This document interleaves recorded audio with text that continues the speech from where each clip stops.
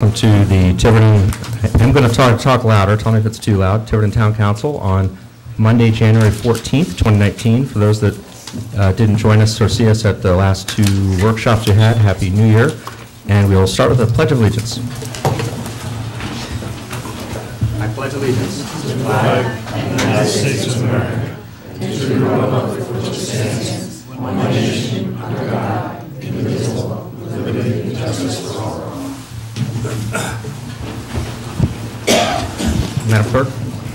Councilor Perry. Present. Councilor Hilton. Present. Councilor DiMederos. Present. Councilor Katz. Present. Councilor Coulter. Present. Councilor Cook. Councilor Driggs. Present. All present. Great. Again, thank you and welcome. It is Monday, January 14th. We have a relatively long consent agenda, and I just wanted, we'll see how this works out, but what we're hoping to do is continue to take stabs at trying to make the meetings run a little bit more efficiently. So we are going to see if we can't move a few more things onto the consent agenda, but we'll see how it goes. So tonight we have, well, we normally have this many actually, but we have 11 items. The consent agenda item 1 is approval of council meeting minutes from December 10th, December 22nd, executive session December 22nd, and December 27th. Item 2 is the receipt of minutes from the Tiverton Planning Board, their annual report, by the way, which we appreciate, and the Planning Board minutes, two meeting minutes of the Planning Board. Item 3 is correspondence from Ms. Barbara Pelletier. Item 4 is the department monthly report for December from our town administrator. Item 5 is the police and fire overtime reports for December from our town administrator. Items 6, 7, and 8 are all appointments. Item 6 is the appointment of Mr. John Manchester as the tree warden, and we also have Mr. Stuart Gilflin for the Recreation Commission and Ms. Amanda Souza to the Planning Board. Item 9, we have had some discussion on this before, but we think the details are wrapped up. That is the engineering consultant services approval for just a 3-month extension of the existing contract, Steel Engineering. That's item 9. Item 10 is moving around $500 from one account, from account 1020-7152, I don't know if you need that detail, to pay for the remaining balance for copies of the recently adopted comprehensive plan. So this is just moving $500 from one account to another. And finally is consent approval of the DPW director's request to spend up to $9,600 on brush and wood grinding. So those are 11 consent agenda items, and as is our practice, we can take any of those off for further discussion. Mr. President? Yes, ma'am. I would like to just take 1A, just for a quick amendment addition. 1A? Trish? CA7, CA8, and CA9, please. 7, 8, and 9. Okay, any others? Should we do that? Yes, I'd want CA5. I think CA6, too. It's a reappointment. Check as well, but whatever the item is that has the executive session minutes of the 22nd, Okay. they will need some correction. Okay. Which we probably have to do in 1C. executive session. Okay, very well. Okay, well, that, about 2/3 of them on there, so I think what's in order is a motion for CA, I'm sorry.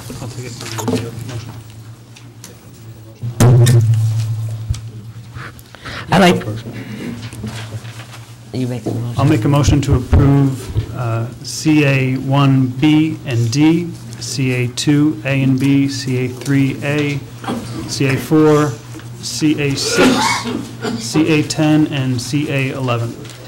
Second. Okay, all those in favor? 7-0, thank you. Let's just go down the line, I guess. Nancy, CA1A. Thank you. On page 8, it indicates it was started on page 7 with Councilor Hilton Grinnell's Beach Improvement Committee. That section on page 8 ended with just a statement that Councilor Katz opposed. I would just like to see a sentence added that Councilor Katz raised the concern that site work sort of a matter of priority, that the site work be done first before the seats, finishing touches are put in. And that was the reason he objected. Did he state that when he opposed? He stated that during the meeting. As he opposed. During the minute, though, that nowhere in the minutes does it indicate he raised that as a concern, and he did. Can we put you on the spot and ask if you have comment on that, or? Yeah, I was just going to say that, Justin. Well, that's fine. I mean, it is relevant to the discussion, and it's not as if the minutes don't have instances from the discussion, so noting the reason for the objection is reasonable to me. Doesn't have to be that so detailed. I think Nancy summarized it fine. Yeah, and What is it you want to add? well, I think when somebody opposes, if they want to give a reason, they can, but if It they... can't be added there. No, it can't. It wasn't said there.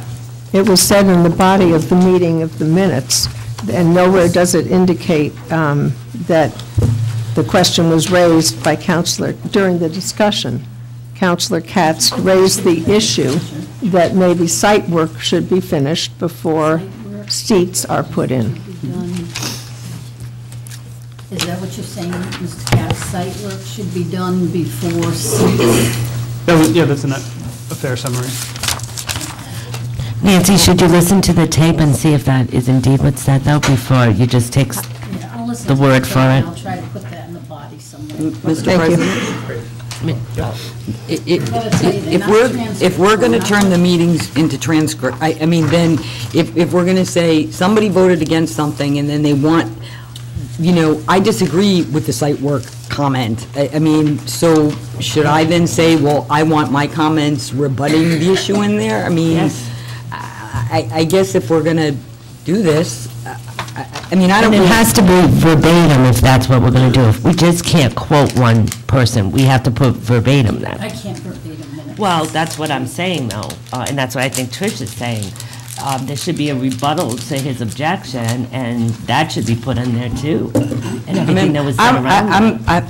I'm not going to insist on it for tonight. I'm going to let it go, but if this is what the meeting minutes are going to turn into, and then we're going to end up with full transcripts, because I don't agree with Mr. Katz's opinion that the site work is not finished, or that there's not budget money there to complete everything, so, and I stated that, in my sort of rebuttal. And it's fine, Mr. Katz is entitled to vote no. I mean, he doesn't have to give a reason. I mean, it's like, that's just, he's entitled to do that. Well, in fairness, the minutes arguably do include your rebuttal. They are within budget with no big risky item yet to be purchased. The Grinnell's Beach Improvement Committee has worked really hard, being very careful, working with the grant funding and donations to complete this project. That's essentially, as I recall, the rebuttal. I mean, I didn't raise this as an issue. I'm not making a big deal of it. I'm just suggesting that I think it's a reasonable kind of thing to add, and I don't understand why it would be contentious to do so.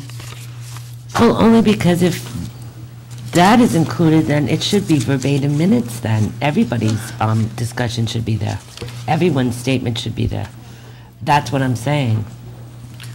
Okay, so my take on this, and I'll yield to others on this, goes something like, it is impossible to have a transcription.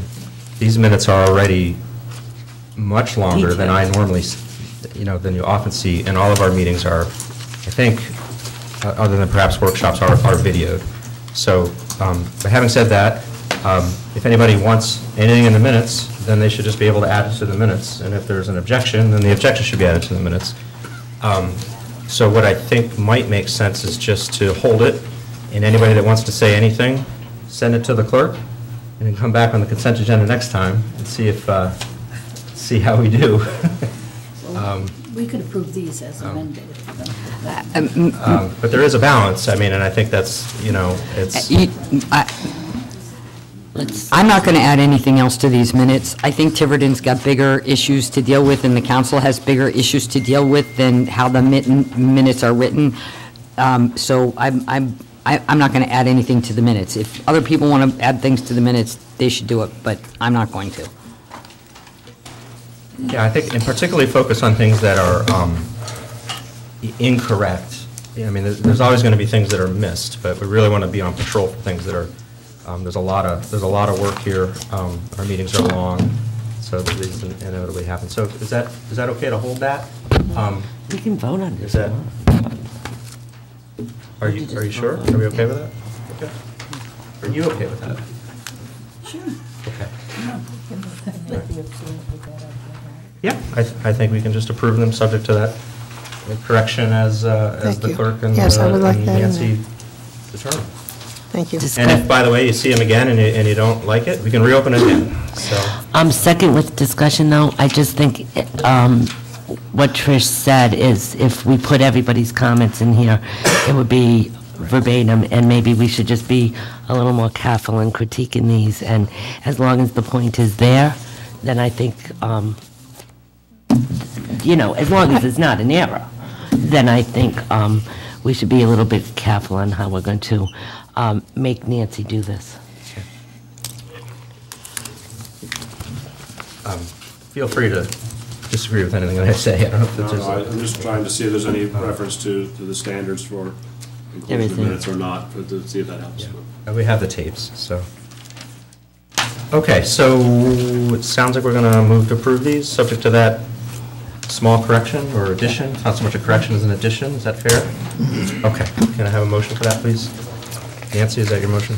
Yes. All right. Denise second. I seconded. Oh, we already had it. I discussion, yeah. apologize. Okay, all those in favor? Okay, thank you. Let's see, my effort to move things along is working out quite well.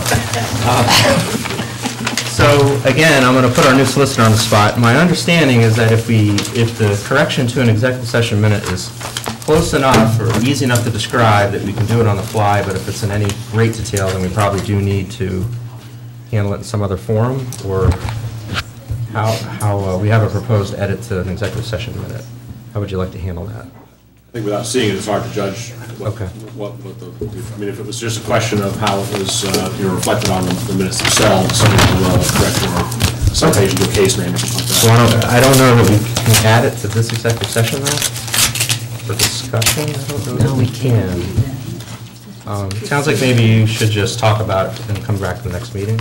I wouldn't mind understanding the content of the correction. Okay. All right, is that good? We'll just let it pass? Yeah, I think Okay. they should talk about it, and then it should come back corrected. All right, very well. So CA1C shall pass administratively. CA5, police and fire overtime reports for December.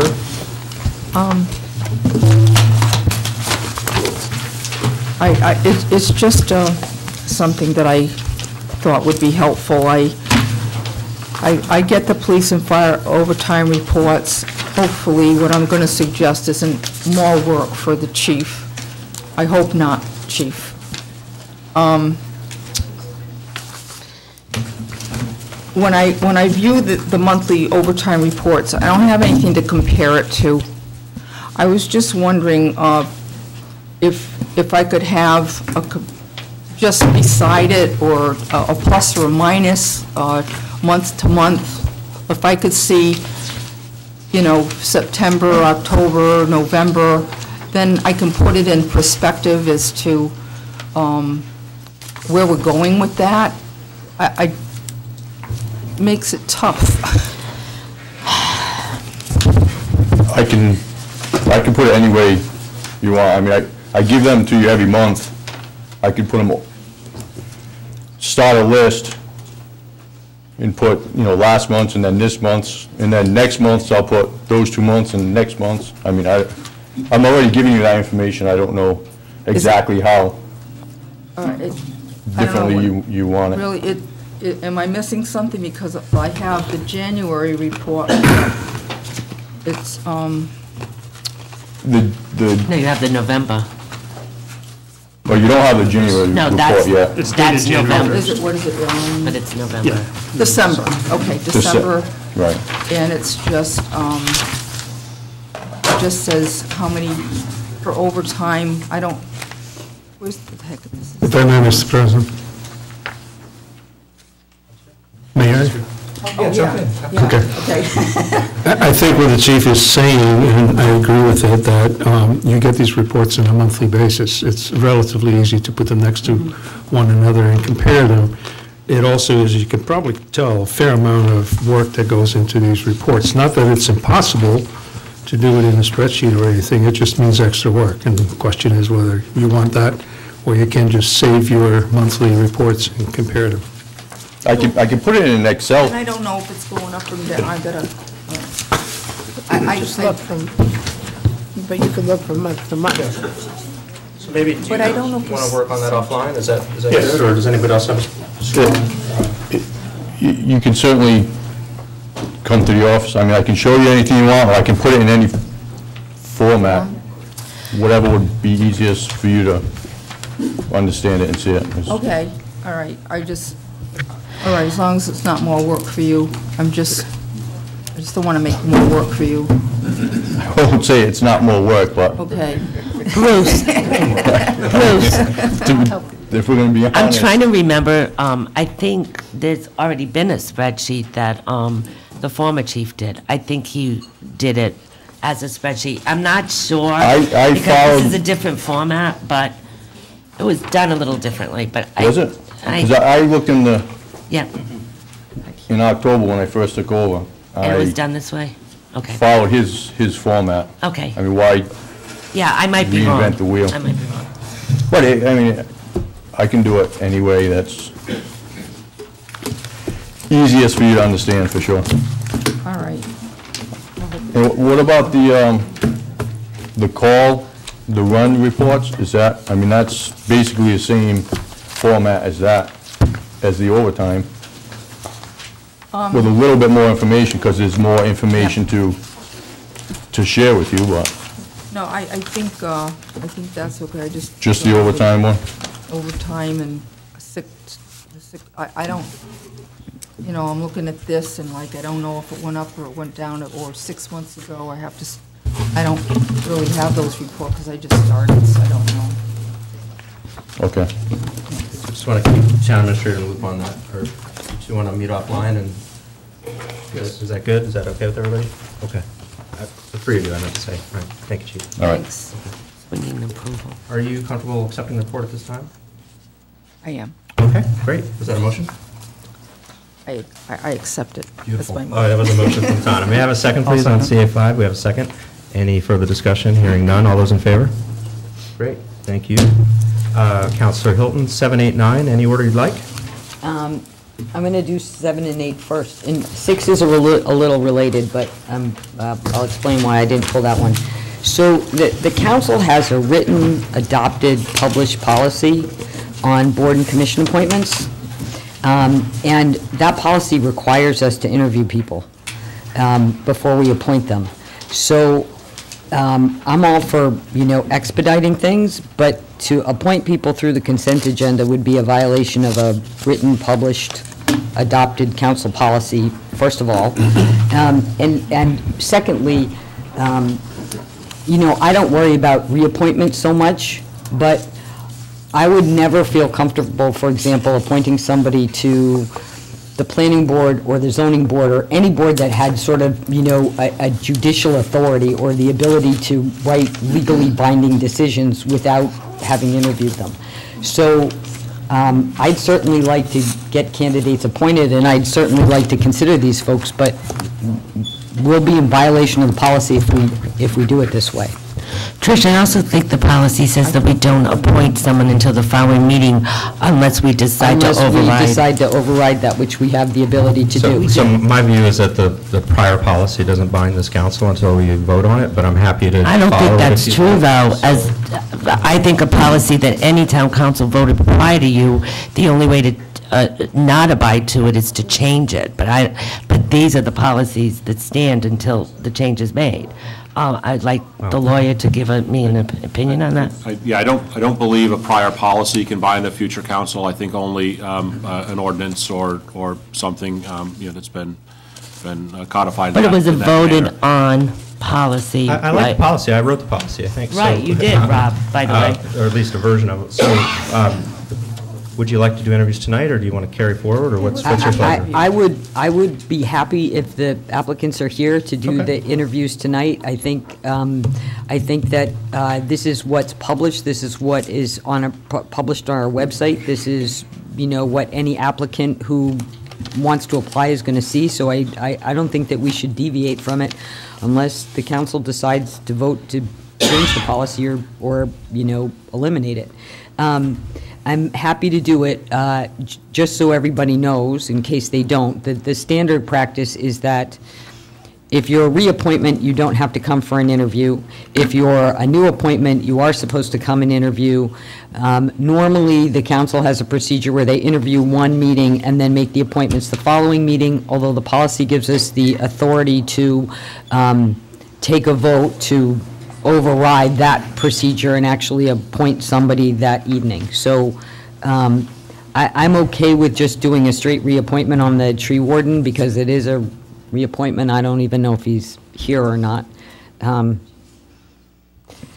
the other two, I would like to follow the procedure and invite them up to interview and determine if we're going to appoint them tonight or we're going to wait and do it at the following meeting. In a strict adherence to this policy, you would say the appointment has to be the following meeting?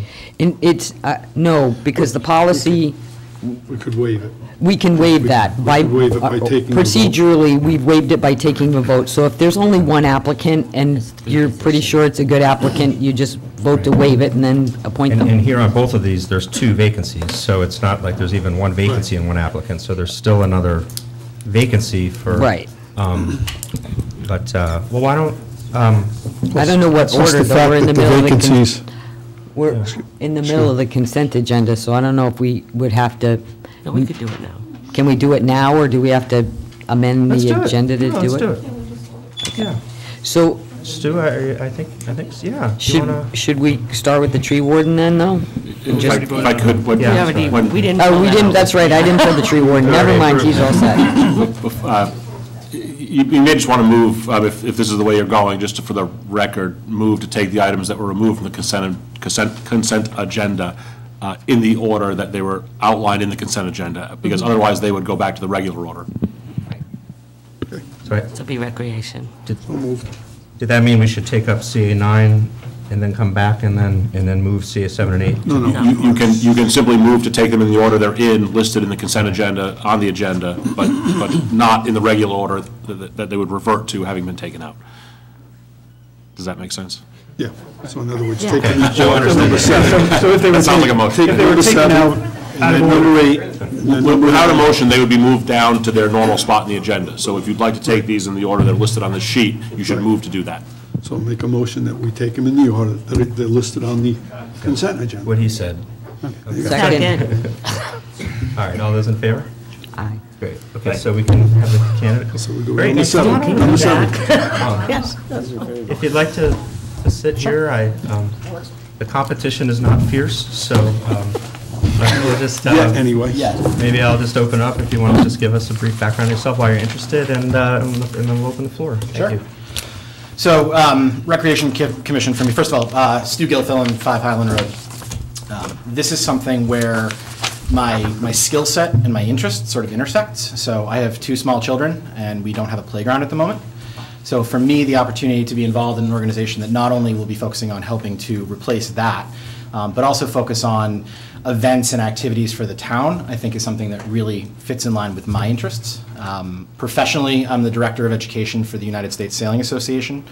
So on an annual basis, my department handles all the education for everything from Learn to Sail programs up through Olympic training, and we also facilitate about 200 unique training events across the U.S. and internationally that trains about 2,000 to 2,200 instructors on a regular basis. I've also been the national planner for U.S. Sailing's annual training and education event, which brings together about 400 people every 2 years. So kind of fits in my wheelhouse here. Any other questions? I appreciate that all these things do take a lot of time. So, Certainly the playground's going to be a big topic. And I feel like in some prior conversations, there's been questions about fees, and even in the olden days, conversations about advertising on some of the town properties. I don't know if that's still a red-hot issue. Are there any other kind of big issues on the recreation? Than just keeping it all? So if I ask a question, Stu, do you have any experience with writing grants? Because that's a big recreation. Yep. So over the past 7 years, we've managed somewhere in the neighborhood of about $1.7 million of grants for the U.S. Coast Guard. Some of those, I haven't been the one directly responsible for writing, but I have been the named representative on them.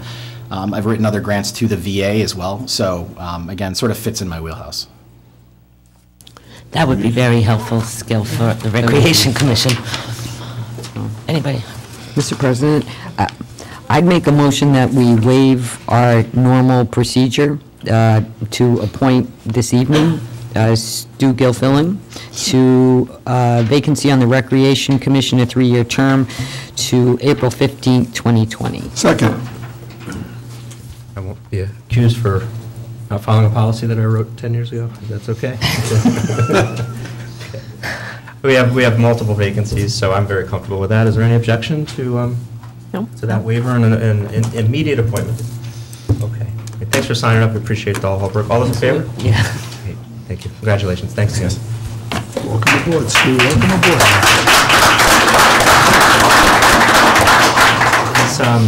Is Ms. Amanda Souza here? Okay, well, in all fairness, she probably didn't expect to be interviewed. No, Amanda's not here. So, Oh, that's Andrew. Andrea. do you want to go ahead and hold it? Should we I hold think it? we should, because this is a very important, Planning boards, okay. All very right. important, so. Okay. All right.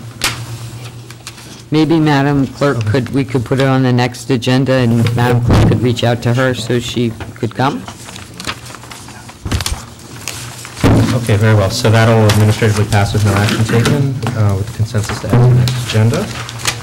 And I think, did you have 9 also? I did. I just had a question for the town administrator on the funding for steers attending meetings, and whether or not we have an identified source for that funding between now and the end of the year. Well, for 3 months at least. There was a little cover memo in the packet that deals with that. I'm not sure if I'm sorry to have to mention that I'm suggesting the town council contingency fund as a Yeah, it source. does say that. The only thing is, so we're talking at least 1 meeting a month for 3 months? Because it's a 3-month extension, correct? Correct. It's through March 14th, as the draft contract says by now, because some time has gone by in the meantime. So if the planning board, for some reason, has an extra meeting, or there's a technical review committee meeting that they need to be at, it could be, I mean, it could be $1,000 a month, in worst-case scenario, $1,500? It could be. Okay. I kind of, I mean, if we have to do it, we have to do it, but I want to be very, use caution when we're using that, because, as we all know, that council contingency also has any kind of raises or any kind of union concessions that we need to make, and we have at least two contracts right now, one that's going into arbitration and one that we haven't made a decision on, plus 2 more coming. So I just want to be very careful on how much we reduce that, because we may end up having to pay arbitration, whatever the arbitrator said or whatever. So I don't mind doing it now, but I think we need to be very careful how much we want to reduce that account.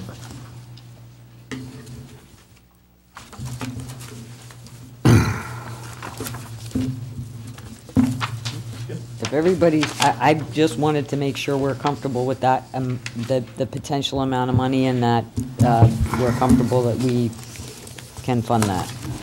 Well, I know we can fund it now, and there's certainly, in theory, a possibility that the contingency fund will run short. Right now, I cannot identify another source of money, so it's the only way I can see us moving forward and having them at the meeting, as the planning board in particular wishes. Well, that's the answer then. I take on this as just a 3-month extension, and we're already a month into the 3-month extension, right? Something like that? Yes, as of today, you are, yes. It's really a 2-month extension. Okay. Well, the contract says the date, so, you know, the contract hopefully will govern. I'll move to, One other question. We will be going out for RFP, though, to try to get another. Yes, actually, Nancy sent out the advertisement. There was a little miscommunication about when that could have or should have gone out, but it has gone out. Okay. All right, thank you. I'll move to approve the 3-month extension of existing contract for engineering consulting services to Steer Engineering Incorporated, Second. and authorization for town council president to sign the extension agreement. Any further discussion? Hearing none. All those in favor? Okay. Thanks for your work on that. We'll back a few times.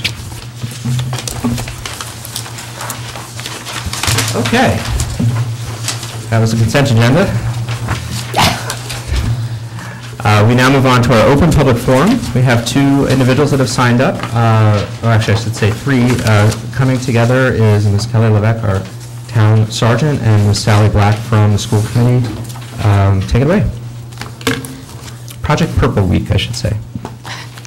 I wore a purple tie because I knew this was. Well, we have T-shirts, but I don't think the 4 of you have them. We all got them. T-shirts. Last year. Hi, as Rob said, I'm Kelly Levesque. This is Sally Black. Sally Black, we represent the Tiverton Prevention Coalition. We're just here to announce our annual Project Purple Week, which this year will be held the week of January 28th, the last week of this month. We actually will have a council meeting that night, and Donna and Rob, we encourage you to wear purple again. We do ask that if you can, that you all do wear purple, and there will be a proclamation that will be sent to be read on that night. Project Purple is an initiative that was started by Chris Herron a few years ago, and we celebrate healthy choices that everyone make in their lives, but most especially the youth in our town. We have a lot of activities that happen at our elementary schools, our middle school, and our high school, celebrating their healthy choices not only in the areas of drug and alcohol, but also in exercise and eating healthy as well. We also this year are extending it a little bit and actually embracing those who might be in recovery and trying to change the stigma of addiction from one that is more a disease as opposed to something that people should be embarrassed about. And together, the members of the Prevention Coalition are working to overcome the stigma and end the disease of addiction. So we look forward to seeing you all in 2 weeks in purple. And Mrs. Peltier is going to help us decorate. Oh, yes, we will be decorating Town Hall like we always do. Nancy, if you could unearth all of our banners and swags and such. And we do also ask the police, fire, and the DPW to get involved. We do have decals that do go on our town vehicles. Unfortunately, this year, we are not doing our Flamingo fundraiser. I know, it's so sad, so sad. For Sally and I, it's sad. But we have the problem of having too much money, actually, so we don't actually have a need to run it this year, so we won't be running it. And they're getting stuck in the ground with the snow. Oh, my heavens. It was definitely a labor of love. And So can you get them to put the purple lights on the Secana Bridge? yes, Representative Edwards does that every year for us. Yes. Now, some of us have the T-shirts. Will the new councils be getting the T-shirts? Because we have Project Purple Putting me T-shirts. on the spot, Counselor. You know what? I will send a text right now, and if there are shirts available, we will have them. But they are encouraged to wear anything purple that makes them happy. Some of us will have Yes, of special course. Yes, you may wear your Some special of us might shirts. not know where our shirts are from last year. Just wear so just purple. saying. It doesn't matter. 2 weeks, yes, the next meeting on the 28th. We would love that. And that's the kickoff day. Thank you so much. I have mine. I found it the Okay. other day. Mr. Fran Provost?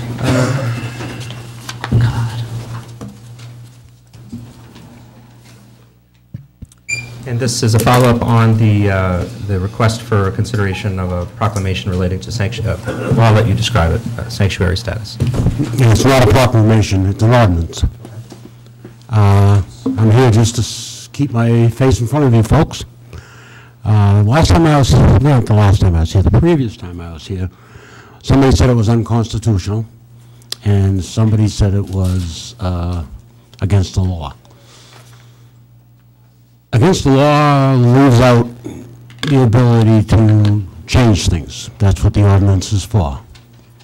And I understand that it's not easy.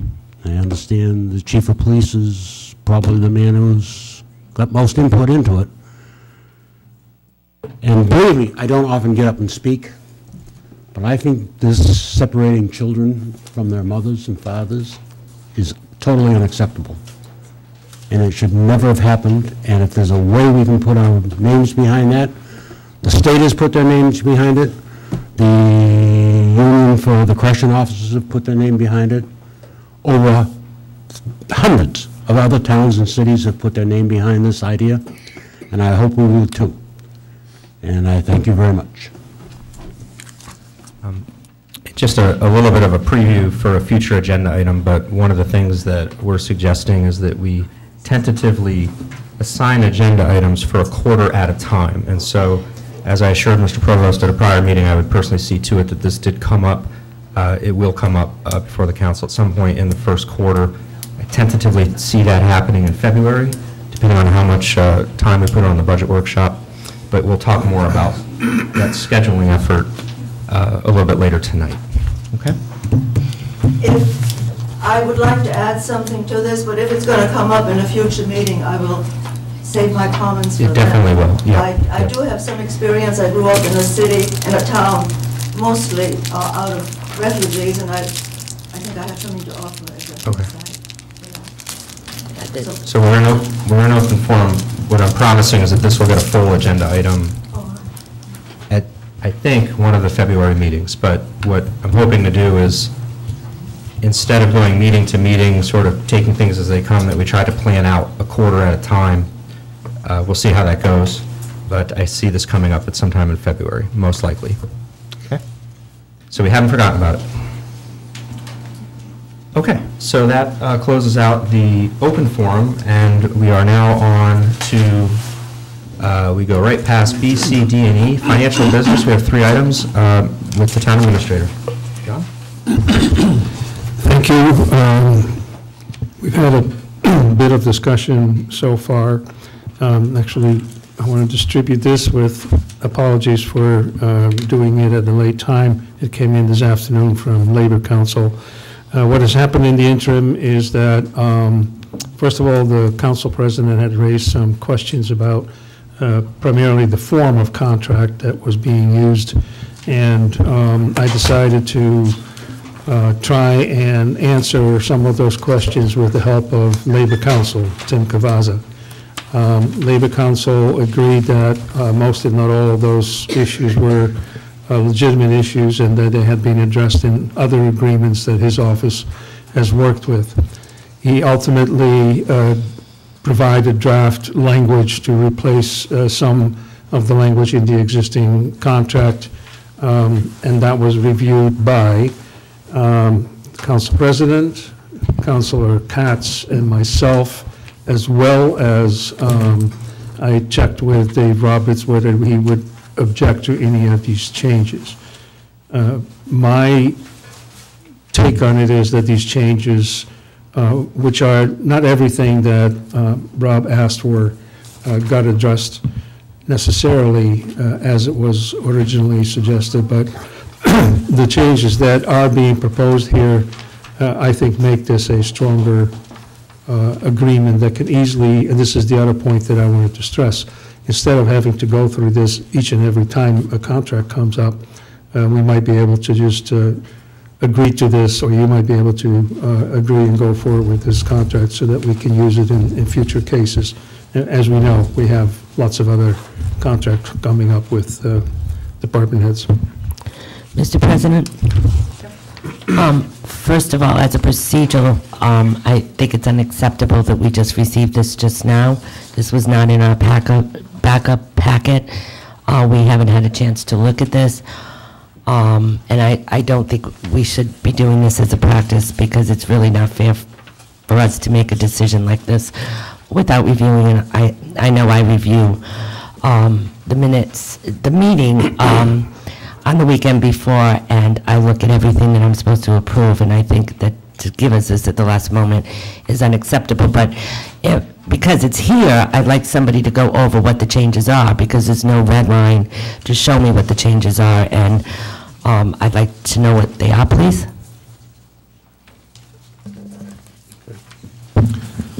I don't have the red line version in front of me. I can certainly get it. I can also try to walk through it. Well, I think before we approve this, we need to know what the changes are, and it needs to be specified. Let me, and just trying to explain a little bit how we get to this. As I said, I just got this afternoon, and this is after an effort by several people. Who gave you this? Tim Cavasso. Tim Cavasso gave you this? Yes. Okay. This is after an effort to have it reviewed, have both the questions that Rob raised and the suggestions that Tim Cavasso made reviewed by at least several people. I'm not saying this is how you typically want to do it, but at the same time, in the interest of time, I thought it would be good to try and have, a new contract on the table. And, if you don't feel comfortable approving it, I understand that. What I would, in that case, hope is that you could ratify it subject to final approval by whoever you want to be involved in the review. I just would like to see it. We're just simply trying to get this. Right. I don't think it needs to be reviewed by anybody but the council as a whole, all 7 of us.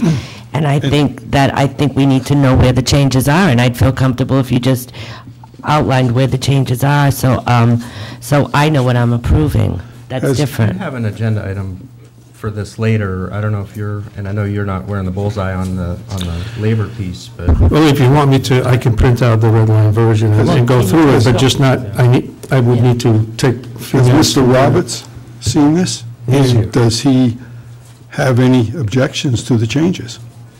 But I'd like to know the changes, though. I understand. Okay. And I've tried what I could to have them sooner, but, we had 1 week in between, and this was done remotely rather than in a meeting or anything, so unfortunately, we didn't get it out in time to put it in the packet. But I'm assuming Mr. Roberts has seen this, correct? Yeah.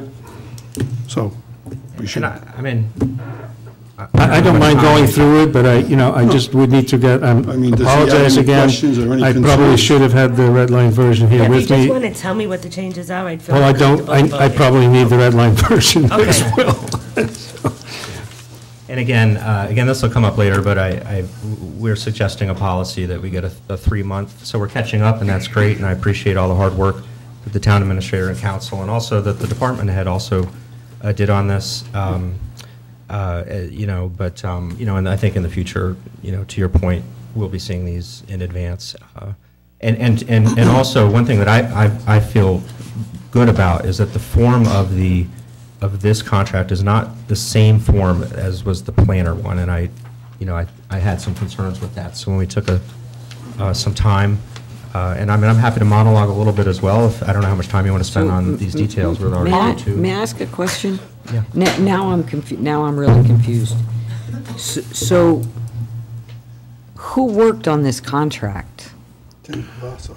I did, Rob did, Tim Cavasso did, and I think Justin reviewed as this went along. So, may I make a point here? Sure.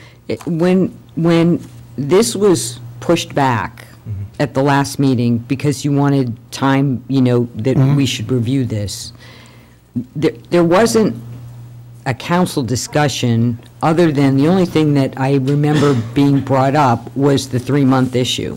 So I'm not sure how, I'm being honest, 2 councilors got to work on this and then are giving it to us sort of as a fait accompli to sign, as opposed to a work paper that says, we're all supposed to be part of this process. I didn't realize that there was an opportunity for other counselors to, and not that, again, in my position was we never should have done this with one person's contract. We should have just done it as a generic separate thing.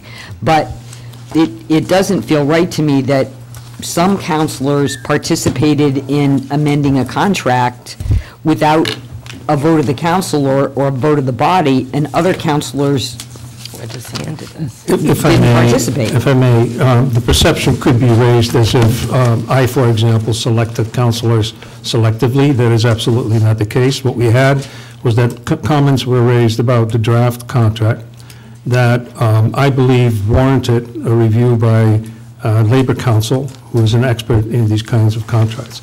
That's all I tried to do, is say, what do you think of these questions? Because unfortunately, this could lead to a lot of delay unless you say, easy, these can be easily fixed, because we use agreements all the time where we fix some of this language. I will say that most of it is purely, basically cosmetic, but there are, for example, in the section on termination, changes related to disability, and that's language that council really thought should be cleaned up, and also the language relating to suspension or discharge for cause, where he brought it in line with what his firm believes is the proper way to word that. But anyway, on that point, there was no, and again, if you don't feel comfortable with it, then don't do it. I've just tried in a very short period of time to get what I believe is the most important input, which is from Tim Cavazzo in this particular case, to make sure that, A, the questions that were raised about the form of contract were worthwhile addressing through some edits, and B, to get that done with the input, or not the input, but rather the being people in the loop, and that included Dave Robb, because I sat down with him to say, look, I don't want to move this forward. If you have questions about it, then we need to take more time. All I'm asking is that you go through this and tell me what the changes are, so I know what I'm approving. And I'm reading the minutes to the meeting of last week, and it never says anywhere that anyone was, that counselors were, we voted for counselors to help you do this. And I think that has to be a vote in order for that kind of participation. But I'm reading the minutes, and it does not say that at all. But all I'm asking really is, if I'm going to approve a contract, and I know that Dave has said it's okay, but I just want to feel comfortable with it, because it might be a sample of how we're going to move forward with other contracts. So could you just... No, and basically, that's absolutely not, because what we're trying to do is having a model contract that we can use from now on. And in the week, to me, it's actually miraculous that we've come up with something that... 2 weeks. Me too. No, it was 1 week. This was on... Well, it doesn't matter. I just want to know the changes. I'm with you that in a perfect world, we'd have the red line, but I also heard that there was a sense of urgency here. So I'm comfortable if you want to hold it so that you have... I don't want to 2 hold it, I weeks. just want Jan All to right, tell me then you what's want- changed. Just print out the... I need to get the Go red ahead. line. All right. Mr. President, may I ask a question? All right. Is it about the sound of the microphone, or what's the... No, I can speak loud enough to be heard. There was a contract or two that were distributed with the agenda. And my question to you, or to whoever, is, are you now talking about a different contract than one that was attached to and sent out with the agenda? We didn't get anything attached to our I'm not agenda. sure that I guess from a practical standpoint, I'd like to track the conversation in coordination with seeing the actual contract that you're talking about. I don't think I have it. Nancy, nobody got this contract ahead of time, right? It wasn't part of the agenda. We just received this tonight. You didn't put this on any packet. No, I just received that tonight. Right, so you didn't get this contract at all. If I could just jump in and give the timeline here to make clear what's happened. The council president expressed some concerns with the form of the contract. He sent those concerns to the town administrator, copied me as the vice president. That went through the cycle with the labor attorney. The town administrator checked it with the employee to make sure it was okay with him. There were some concerns that he expressed, and that was taken care of. And when we developed the agenda, we put it on there in the hopes it could be done. We're just getting this now. If it was impossible to get now, we would have said we don't have it yet. So So there's nothing nefarious going on here. It's if we try to get it done this meeting, and if we want to hold it off till next meeting, or if the red line's adequate. But I just want to make sure that the idea was here was just to get things done as quickly as possible. There's no... Right, Justin, but right, and I understand all of that, but it's irresponsible for me to get a contract and approve it in 5 minutes without someone telling me the changes. Because I can't read it that quick to know what the changes are. And doesn't it have to be made public 3 Yes. days prior to? Yes, it does for ratification. I was going to bring that up too, and it's per town charter that, and it's right here. Review and ratify all tentative agreements negotiated for the town by the town administrator, except for school committee jurisdiction. And the unratified agreements shall be returned to the town administrator. It's labor that's 3 days in advance, not collective bargaining. But it should say here to ratify the contract, and it should be presented so everyone sees it. Now, do you want to review the changes? Well, if you're saying we can't take a vote. Well, that's what I'm saying. It does say ratify, so it's fine. But as far as the 3-day thing, Marcia, that is collective bargaining, not administrative, I believe. Am I right, Nancy? Yes. Well, I don't know. Let's do it, let's read it again. I think it's collective bargaining. No, for all labor or collective bargaining agreements requiring approval of the town council, the details of any tentative agreement, it's all of them, shall be made public at least 3 days prior to the meeting. So it's all of these. And it's on page 9 of the town charter.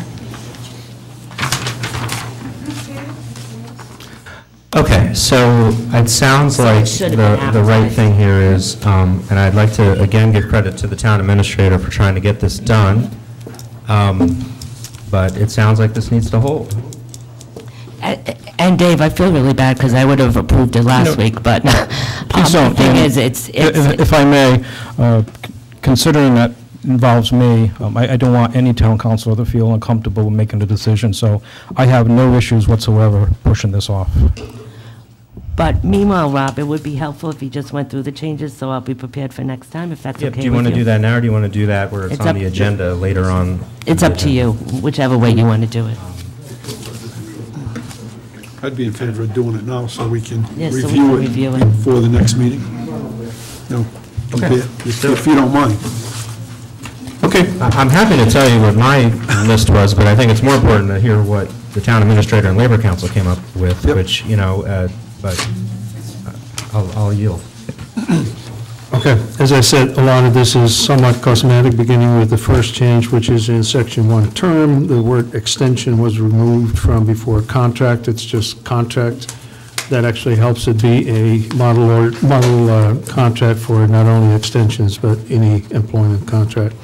Section 4, under salary, some of the somewhat confusing language about years 2 and 3 being negotiated at least 30 days prior to the annual anniversary has been removed. Otherwise, it has the same substance and meaning in terms of the annual salary that will be received during this contract in the first year, and the potential for merit-based salary adjustments in years 2 and 3. And further down, at the end of the second paragraph, a line was deleted that said, however, the employer at its discretion may grant compensatory time. That was taken out. It's just an absolute thing against compensatory time, which I think is consistent with what we do with all department heads. Section 6, retirement. Employees shall be eligible to participate in the Rhode Island State Employees Retirement System, deleting the reference to an outdated reference to COLA C provisions. So that was a good catch. And it wasn't mine, it was, I believe, either Roberts or the Labor Council. And then we go all the way to section 13, health savings account, a bit of sort of rearranging of the sentence structure, and adding language that essentially makes sure that we have the employees' assurance that the employee is not also receiving health insurance from other sources. And I think that is probably a good thing to add. And again, Dave had no issue with that.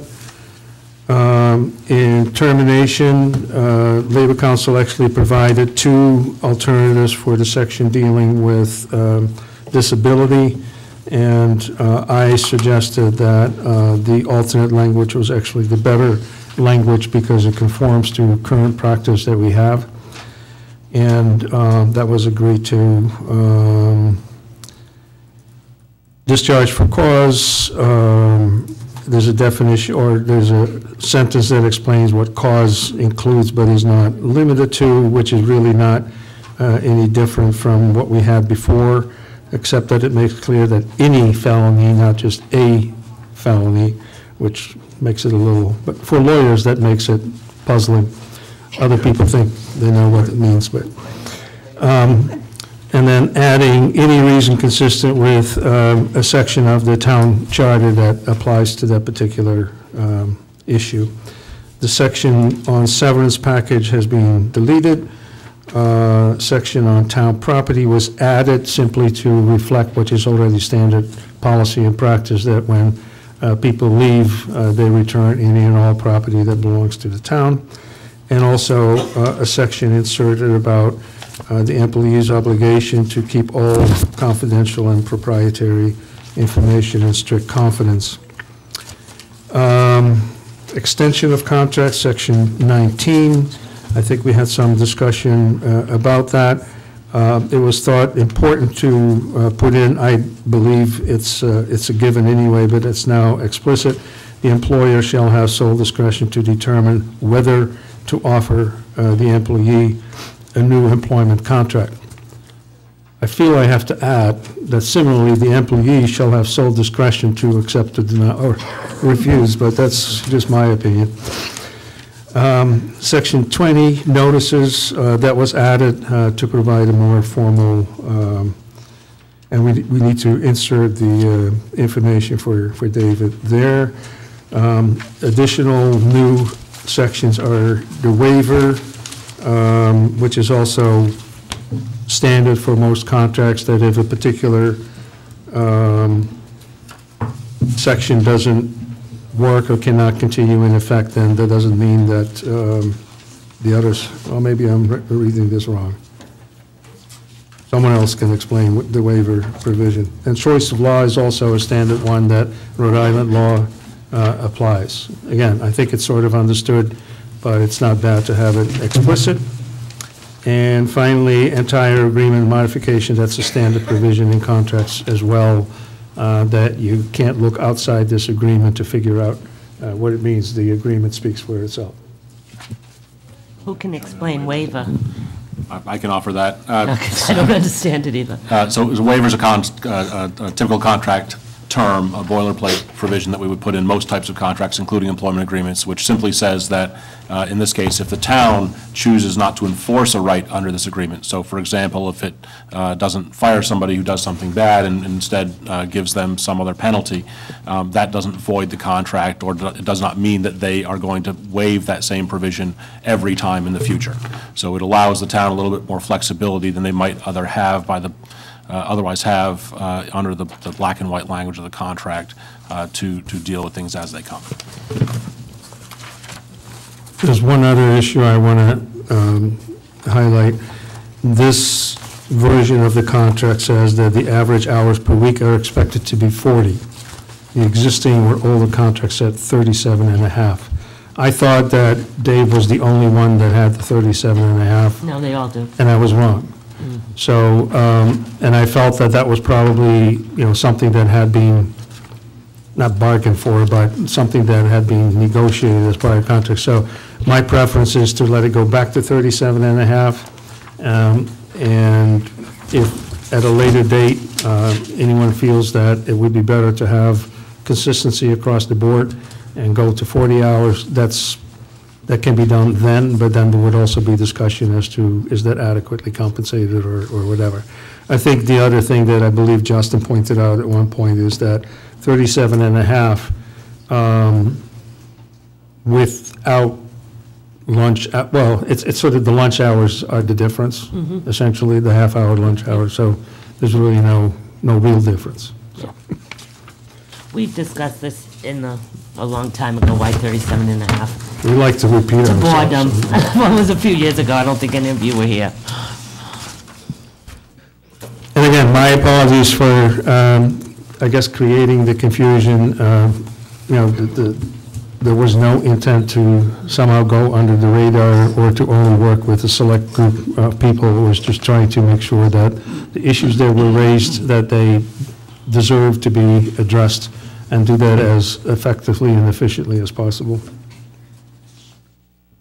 I would just add again, so there are changes to the form, to the template, to the language. There's no actual change to the business terms, to the job description. The compensation would be retroactive to the expiration of the prior contract in December 10th or 11th. So there are some areas where it was cleaned up, and some areas, particularly in terms of retirement, complying with the Affordable Care Act, definitions of disability, things like that, that's aligned with current law. But I do think it's a fair point. We obviously want to get these out earlier. You'll see a policy proposal on that later. And if there's a question on the charter, then I think maybe the thing to do is to circulate a red line and maybe even put it on the consent agenda. I don't know how that'll go next time, but is everybody comfortable? Well, I actually have two questions about that. If you, the Charter Section 407.13, where the details that you need 3 days, it says that details of any tentative agreement will be published, not the agreement itself. So I'm not suggesting anything, I'm just wondering. But there wasn't any details either. Well, no, but the no details, but most people would think of salary, this, that, the other thing, not, technical language of the contract. The contract, the details of the contract are the same as they've been all along. It's just some of the, and I'm fine if we say. Nancy, correct me if I'm wrong, but this has always been interpreted that the contract itself gets advertised, is that correct? It's not what the. Right. We have always advertised the contract. Like, it presented the entire contract, because it says details. And the fiscal impact, which would be the fiscal impact to the raise that's on there.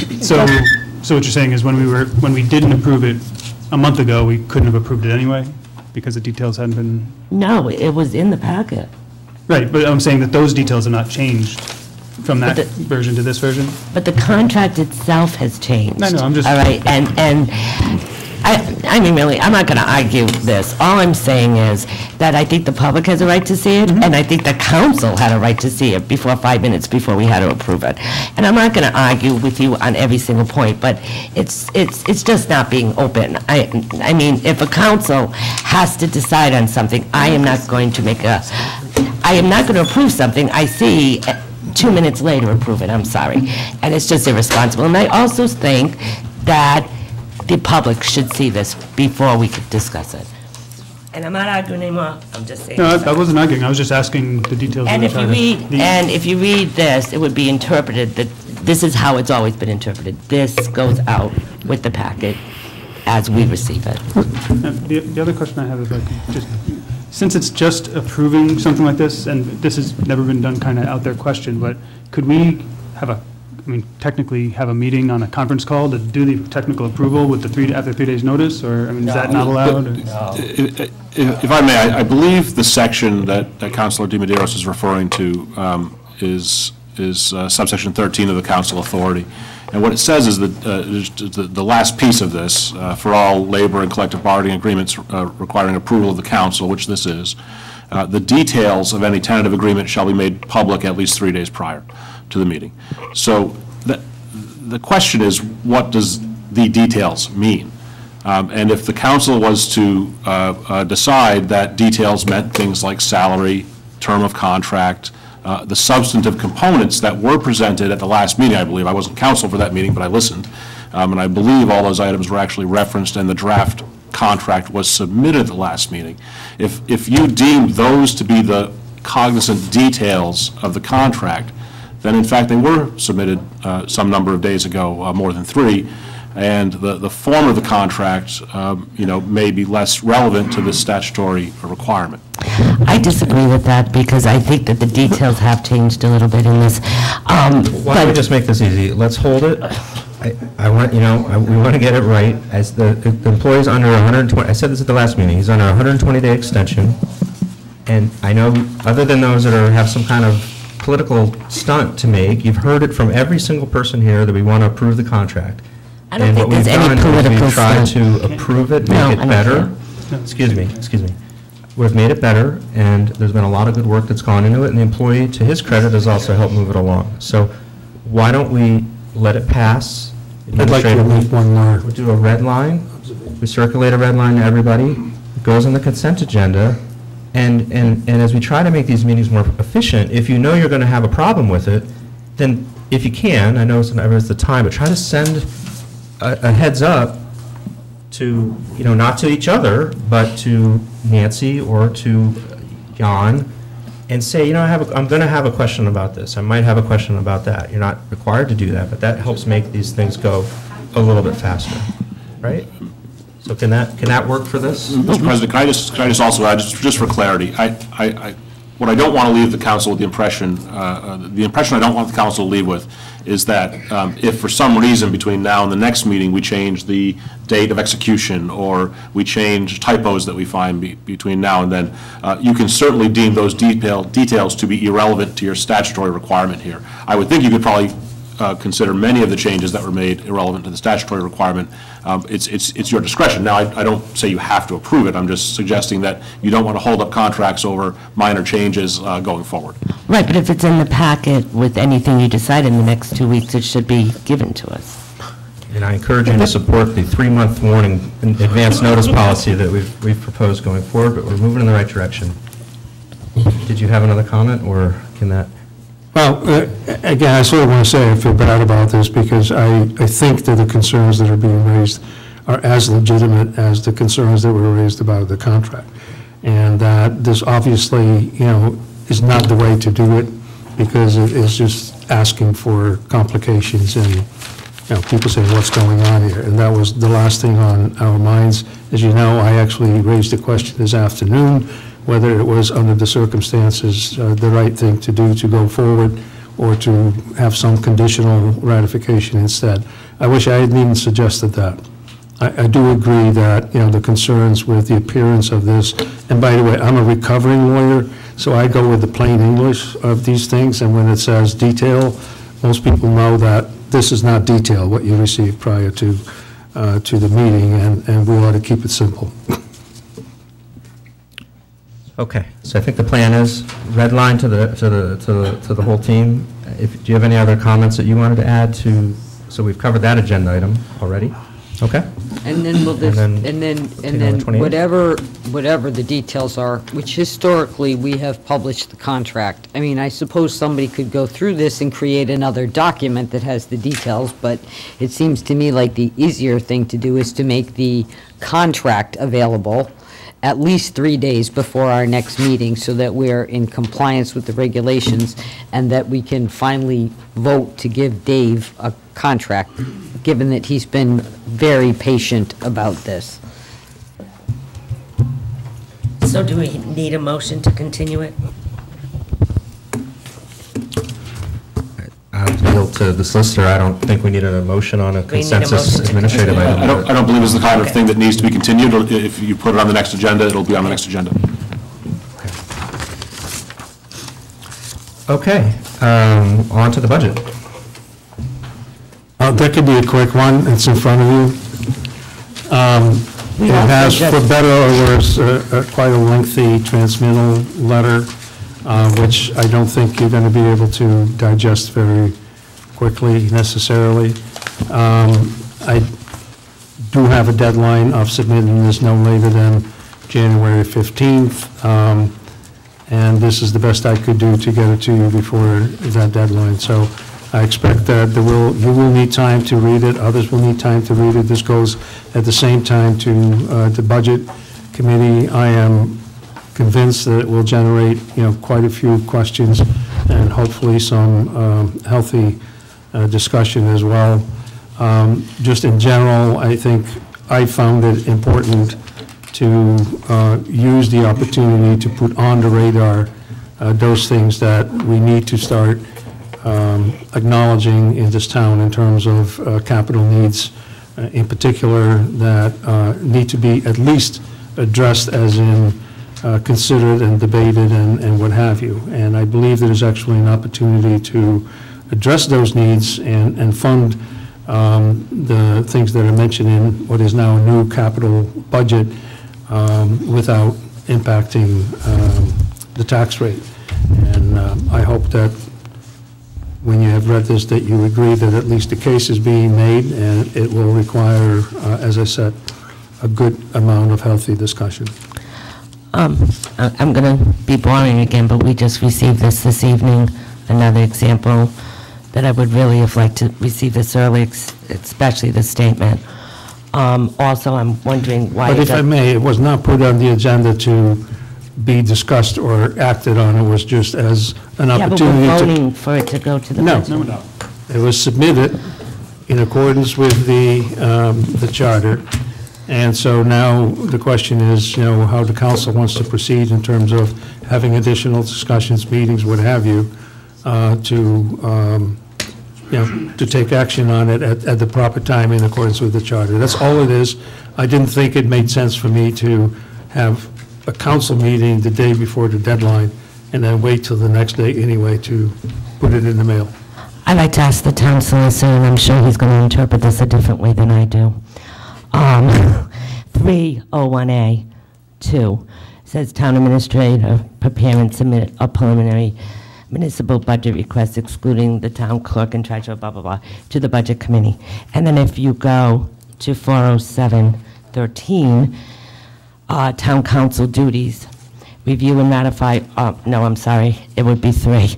Review and approve the municipal budget and revenue estimates submitted by the town administrator in accordance to 301A. So we've always approved for it to go to the budget committee because of the, now I might be totally wrong, but it says 301A, and 301A includes not only the preliminary, but also the final budget. So this is the way we always did in the past. If this is being interpreted a different way, that's fine, but I just want to clarify that that's how we've always interpreted this, and it looks like that we've always voted for this to go forward to the budget committee. If we did it wrong in the past, that's fine, and if you interpreted this differently, I'm not arguing, I'm tired of arguing.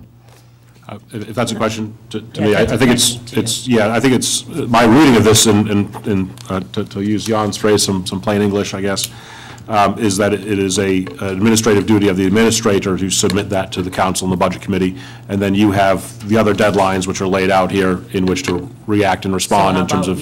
approving it to go? No, it's simply a submission. It's like an administrator's report item. Right. But, all right, well, I would like to at least tell the budget committee that we did not approve that this go to you, because I don't want them to think for a second that I approve a capital increase of $2.8 million. So, and that's what's in this, so. If I may, the council does not transmit this to the budget committee. No, he does, but the budget committee is used to us saying, yes, we looked at it. If I may, again, the perception could be raised that something untoward is being done here. No, excuse me. If I read that sentence, the normal interpretation of that sentence with English syntax is that that clause that refers to section, whatever it is, 301A, refers to my submittal of the budget, not to the council having to send it to the budget committee. It simply doesn't say it. Okay, fine. Do we all agree that the final transmittal will require council approval? To the financial town meeting. No, to the budget committee. To the budget committee. 73 days before the FTR. Yes. Right. Just want to make sure we agree on that. Okay. Yeah, and I want to note that I think it was our workshop, we have all these meetings, it's hard to keep straight, but I did make sure and clarify that the budget, the actual line item budget that's going to the budget committee does not have a line that says town council request, it says town administrator request. So, point taken that we can let the budget committee know that this is really a rough, not rough, this is really the administrator's initial budget, not ours. I did want to ask, Just, any idea when we'll start to have some sense of revenue numbers? As the letter mentions, there is some sense of that. I don't personally know when in the process that happens, or who decides when it happens, or how it happens, but I know that work has been done on revenue numbers and, draft estimates. I certainly have asked for them because I didn't feel I could put a request together without having some idea. I don't know if the treasurer or the tax assessor wants to comment on what the timing of that might be. Well, in the town referendum, it does say approve and submit the final revenue, and that's 73 days, and that's usually, right. Believe it or not, that's usually when it all comes together, right. It's very close, because it's hard to. Right. I have been it pushing always for. astounded me, too, but. In the process of, again, as I said, I come at this from a very different sort of experience, and not quite understanding why only that late in the process would you look at revenue numbers. And I personally found it impossible to develop a reasonable budget request without having some idea of what the revenues might look like. So I certainly work with both Dave and Denise to try and get some ballpark idea at least, but I'm not even sure if they are comfortable with disclosing what we have so far, because I think the work is ongoing. Good evening.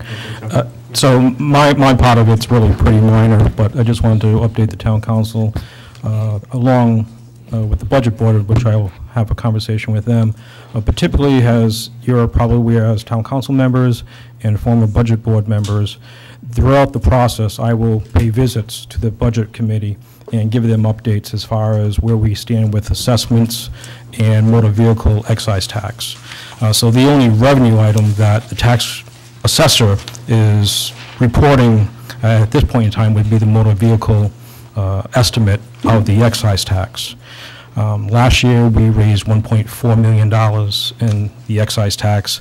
I'm projecting that to be the same at this point in time. There is some discussions that the phase-out may stall or may move forward. We're not really sure. So as we move along the process, obviously I'll keep the town council updated with that. But right now, we're projecting it still to be 1.4. Regardless if that changes, because that is part of a phase-out, the state reimburses us for any shortfall of that number. So it's almost like a wash. But right now, we are utilizing 1.4, and you'll see that in some of my numbers.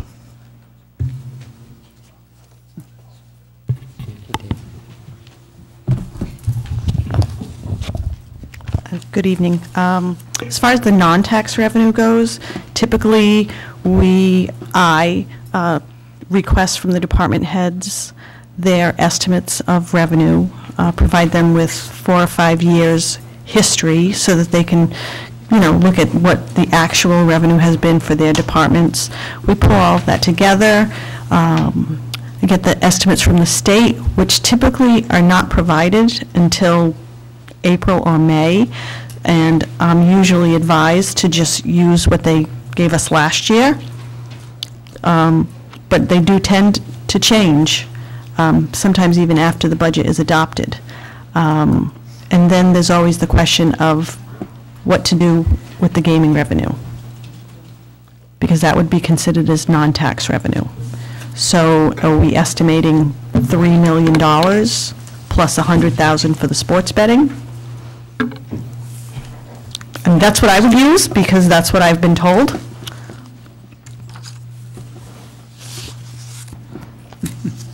Are you looking for guidance from us on that? Maybe. I have 2 people nodding their heads. The speaker is the town treasurer, by the way. Oh, sorry about that. I think what I think is going to happen, because Mr. Katz has requested revenue information, that will become a topic for discussion. Not to skip ahead, but I was going to ask the pleasure of the council on when we're going to do more budget workshops. I had hoped we could do one in early February. So, and I'm not committing that that's when it would be, but if it was then, would that be enough time for you and others to react or to develop a point of view on that? I won't have the state estimates, Right. but we'll have the town stuff done. Okay, so, They, I mean, they remain relatively right. stable. Last year, we did have a jump in building permits with all of the activity going on, the casino and that kind of thing. We had a jump in rescue revenue with the addition of the half person, but I imagine that that's going to level out. And we had an increase in stamp tax. And the general tax base grows something like 50 Dave? basis points a year, something like that, 0.5% a year, is that? Dave? I don't think he's paying attention. 0.5% a year, the tax base grows, is that a little high even? I'm sorry, one more time. I was just trying to hazard a guess on the typical, not the change in the tax rate, but just the construction of the town. It's like 0.5%, less than It that? has historically been around 0.5%, 1%, a little less than that. Because of the casino coming online mid-year, well, November, this year we're looking at a much higher number. It'll probably be around 2.5%, 3%. Okay. Because we're going to have not only the casino, but also the Longplex, along with the other normal construction. So right now, I'm guesstimating that we're going to have roughly a $70 to $75 million growth. So it's a good number for this year. So it's a one-time deal. Yeah. Okay. Anything else? Thank you. Okay, any other commentary on the town administrator's submission of the budget to the budget committee? I have for the one. January 15th deadline. I have a comment. Go ahead, sure. Given that this is Jan's first year of doing this, and clearly there's a difference of opinion as compared to how it's been done in past years, I would very much like a cover letter to go to the budget committee that makes it clear that this is the town administrator's budget. That's fine if we're going to do it that way. But before I'm reading on Facebook that the town council is asking for a 12.6% increase, I do think that while legally it might be fine to do it this way, I would like people to understand that this is a change from the past, and I would like a clear cover letter that explains this is the town administrator's budget, that the council has not had its opportunity to go through it, just so that everybody understands we're doing something a little differently this year. Okay. I think we can do another explicit letter to that effect. This letter is addressed to both the town council and the budget committee, which suggests that you're both getting in at the same time, not one before the other. You haven't had the time to approve it. But I can certainly write another letter and send that with the ones that are going to the budget committee. Mr. President? Or Nancy can do it if you prefer. Thank you. How much credibility I wasn't aware of what the town council did previously, but Section 301A clearly assumes all the subsets under it, which go from 1 down to 20. And clearly, the intent of number 2 was not to have any review by the town council, and I don't even think looking at the wording, you can't even possibly draw that conclusion. Plus, it's a preliminary municipal budget submitted both to the Budget Committee and Town Council no later than January 15, which, by the way, under 1, the initial budget workshop could go right up to January 15th. So it would be ridiculous to assume the Town Council had any review of it at this point. Secondly, as Justin Katz mentioned, at the initial budget workshop, it was made clear that there is no line on this budget even for town council recommendations. So I think it's very clear from the language. Just for the avoidance of doubt, the town council has not approved requesting an increase of $2.7 million.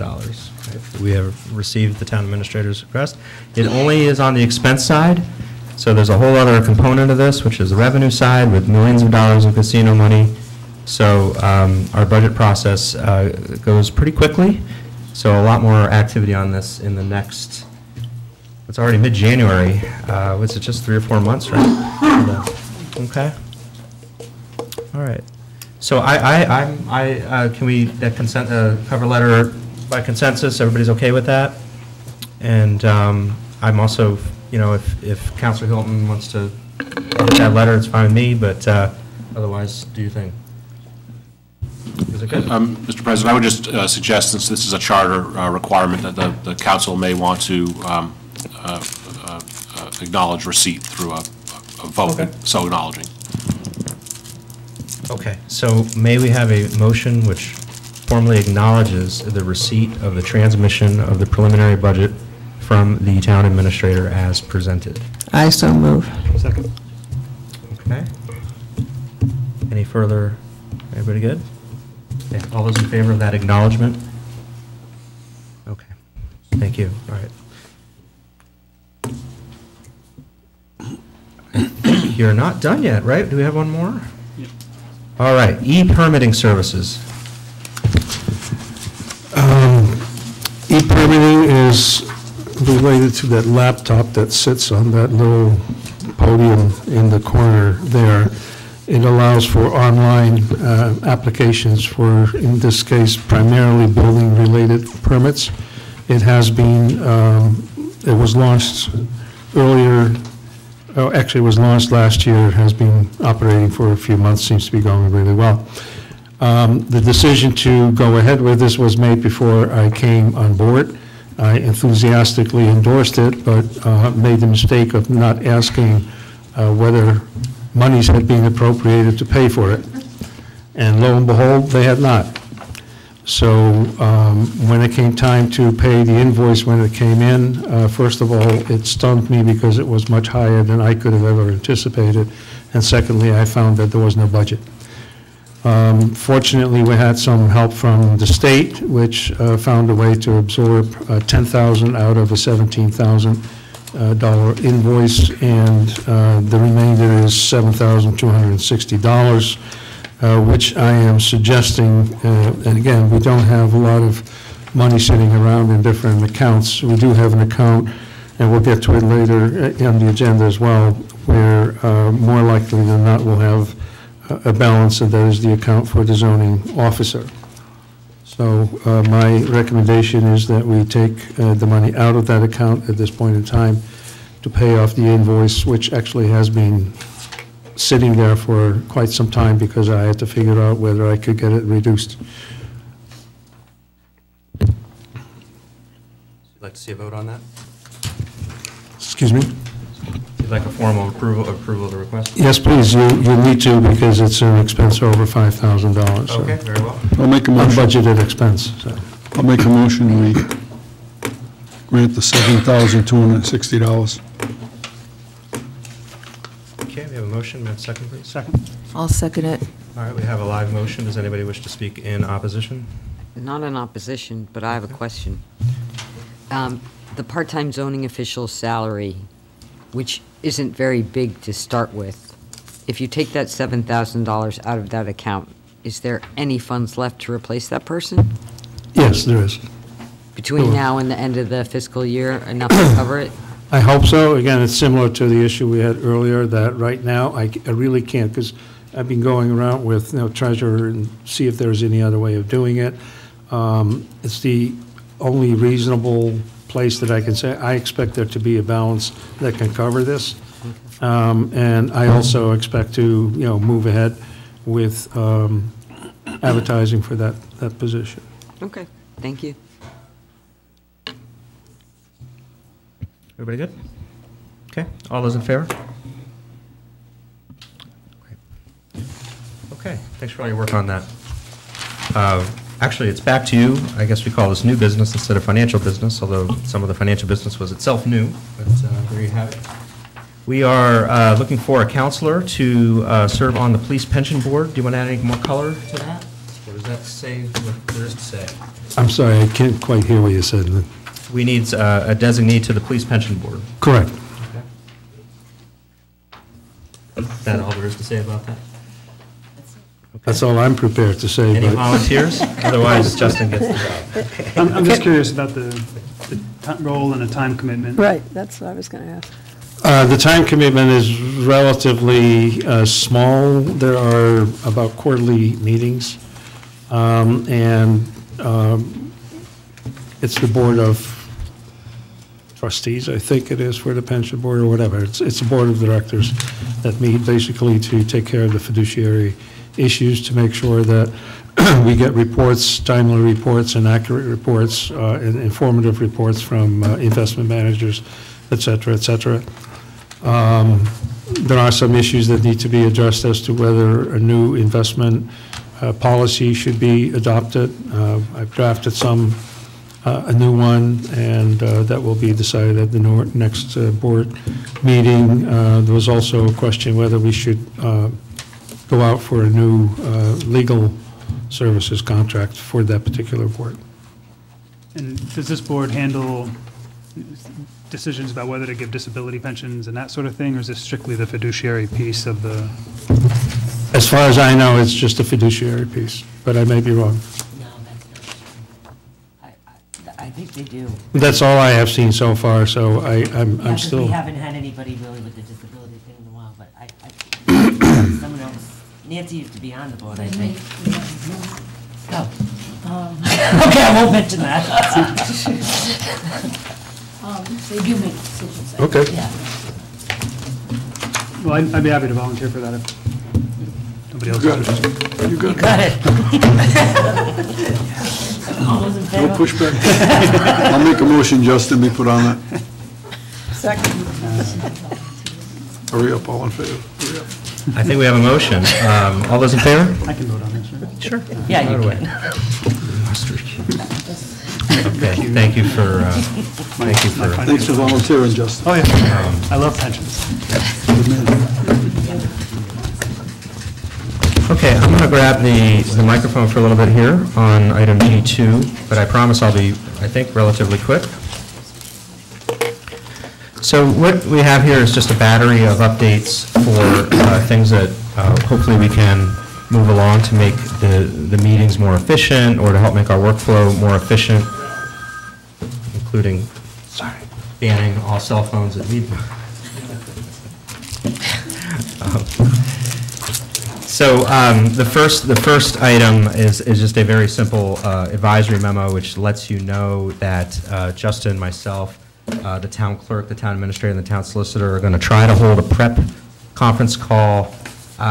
We kind of have that tentatively set for Tuesday mornings. I don't know how much that'll move around.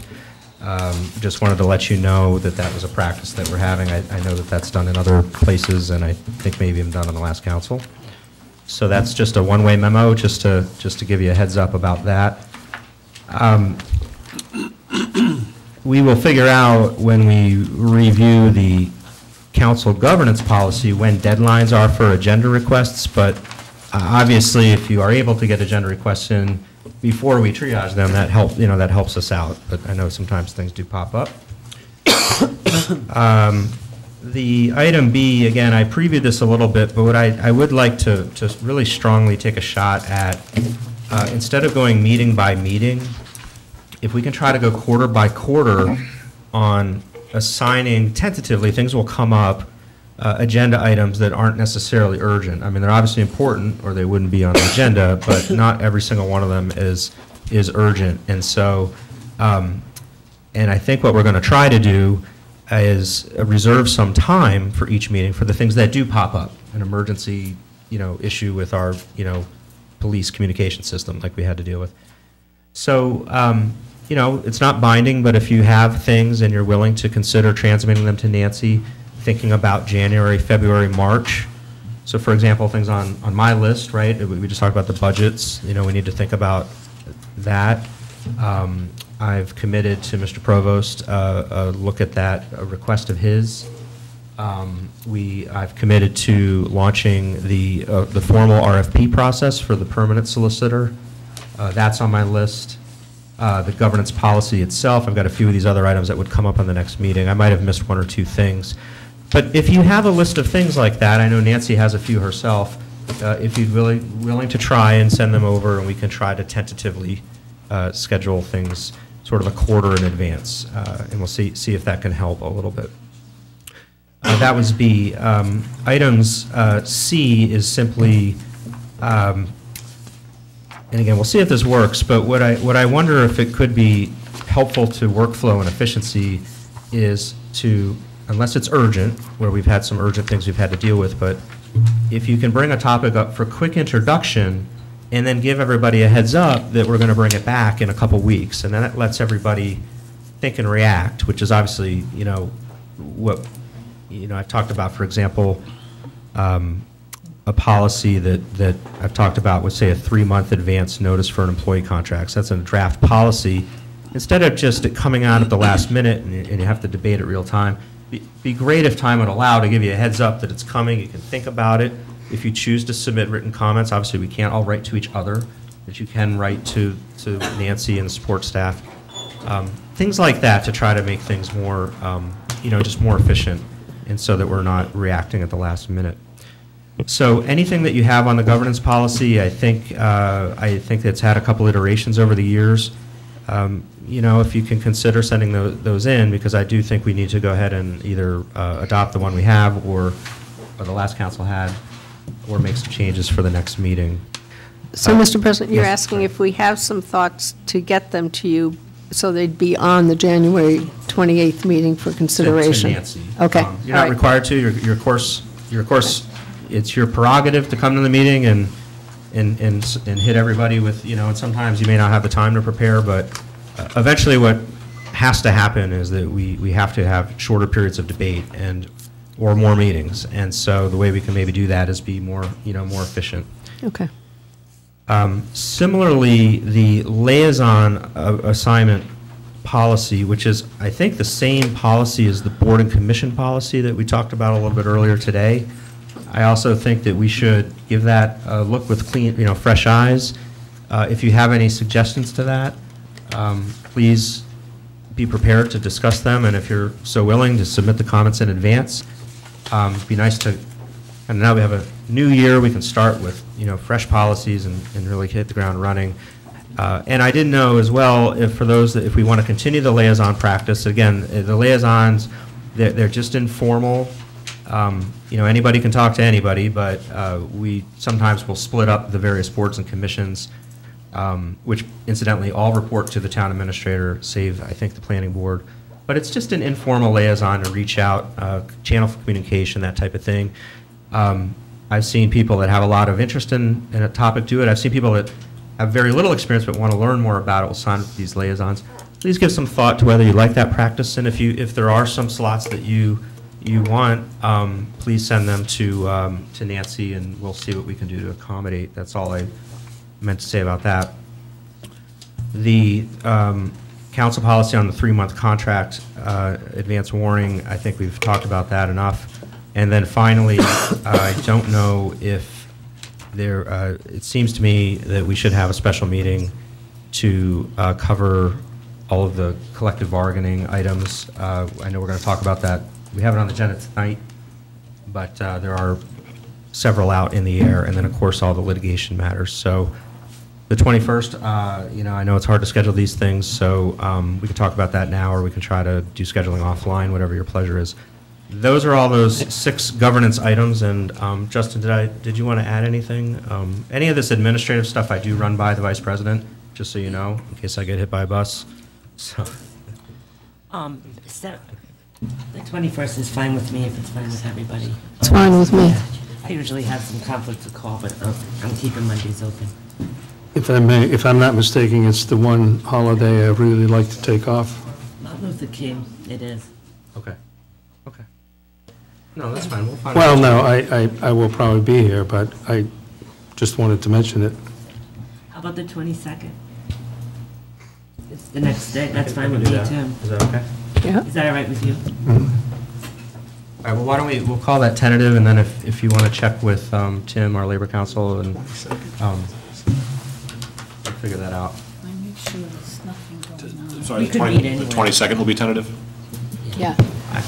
I've never seen such unanimous agreement on scheduling. It looks like everybody in the room is okay with that, so as long as labor count is... We don't have a life. No. No? Okay. We could meet anywhere too, Nancy, if here isn't available, the It's library. available, Okay. Okay. Okay. That's all I had on this, and, you know, give some thought to any suggestions you have. Also, anyone in the public, any suggestions you'd like to see, how to make, you know, the meetings go faster, we're all ears.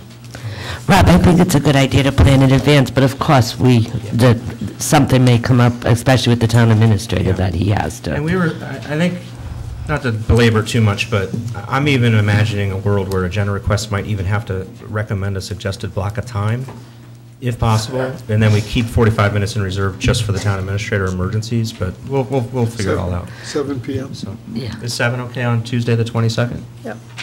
So we're Okay. tentative till you hear from the Labor Council. I Because this is only think on so. litigation and- Yeah, we could still go forward on litigation matters, Oh. if that works for you. It's fine with me, and would you like me to invite a lawyer from the interlocal trust to speak to trust matters? That sounds like a really I good idea. think it's a good idea, because there's a lot out there. And they are certainly, you know, given my short tenure so far, I would be happy to defer to them on some of the more complicated cases that they've been working for some years now. Okay. Can we, just in the interest of expedience, could we put Mr. Roberts' contract on that meeting? Yeah, well, That's a good idea. Executive It's session. just going to be a vote, right? yeah, just have an open session and then go into executive. You have to open. You have to do that an open anyways, session so anyways. just stick it there. And everybody's waiving notice. Yes. No, I'm not. Nancy has to deliver it to our houses if we don't waive notice. Okay, so I'm going to add the contract. I guess are you okay with that? Yeah, as long as we advertise, yeah. I mean, if there was to be public comment, it'd be better to be at a regular meeting, but it has come up now at 2 regular meetings, and we're not changing the core business terms. So I'm okay with it unless, okay, all right, very well. Great idea. Okay, so thanks for listening. Item 3, Joe and Tricia on discussion and possible vote on the beach parking fees of lifeguard regulations. So, all yours. Oh, we have a recusal. Why? Well, before Donna leaves the table, I don't think we're going to be having a vote. Not going to be a vote, so. Originally, I thought we might be. There was a possibility that, and you'll notice that there's no backup for this, which everybody's been complaining about. The genesis of this issue, and Joe's the liaison to Recreation and my work on the Grinnell's Beach Committee, over the last couple of years, we've run into issues with charging parking fees when we don't have lifeguards. And there's a nationwide shortage of lifeguards, not just in Tiverton, but nationally, there's a shortage of lifeguards everywhere. And then Tiverton has some other issues that make getting lifeguards here even more unique than in some places. Joe, you think? Yes. So, we've been told for years that DEM has a regulation that says you cannot charge parking fees unless you have a lifeguard on duty. So, originally the thought was maybe we could find a way to get a waiver to that policy or something, because you really can't open the bathhouses unless you've got somebody down there on the property, because there's just too much vandalism and too much problem if there's nobody there, you know, even who could just call 911. But you can't really afford to pay a parking attendant if you can't charge any parking fees. So I had tried to get the backup from DEM, this written policy that we've heard about for years and years and years. Only no one can find it, even at DEM. They can't find a piece of paper that says you can't charge parking fees unless you have a lifeguard on duty. So we've asked, and they don't seem to be able to provide it for us. So first and foremost, I guess Joe and I would like to ask the town administrator if he could actually sort out whether or not this DEM policy we've been abiding by for forever actually exists, or is it an urban legend? Now, to be fair, DEM will tell you it exists. They will verbally tell you that this is a policy, but they can't produce it for you. So if there were to be a policy, we were going to see if we could possibly get a waiver from that policy so that we could, in fact, if we had a parking lot attendant who opened the bathhouses, that we could charge for parking, even if we don't have a lifeguard there. So, but. Also, I think we should check with the trust to see if there's a liability. I think that, yeah. I think that's, I and I think think that- that goes sort of to the point why there either is a regulation like this, or at least the desire to condition the parking fees on a lifeguard being available, that, just to make sure that, you know, public safety is being taken care of. So, but I think it's a good idea. Actually, I'm extremely interested to find out myself now. Yeah.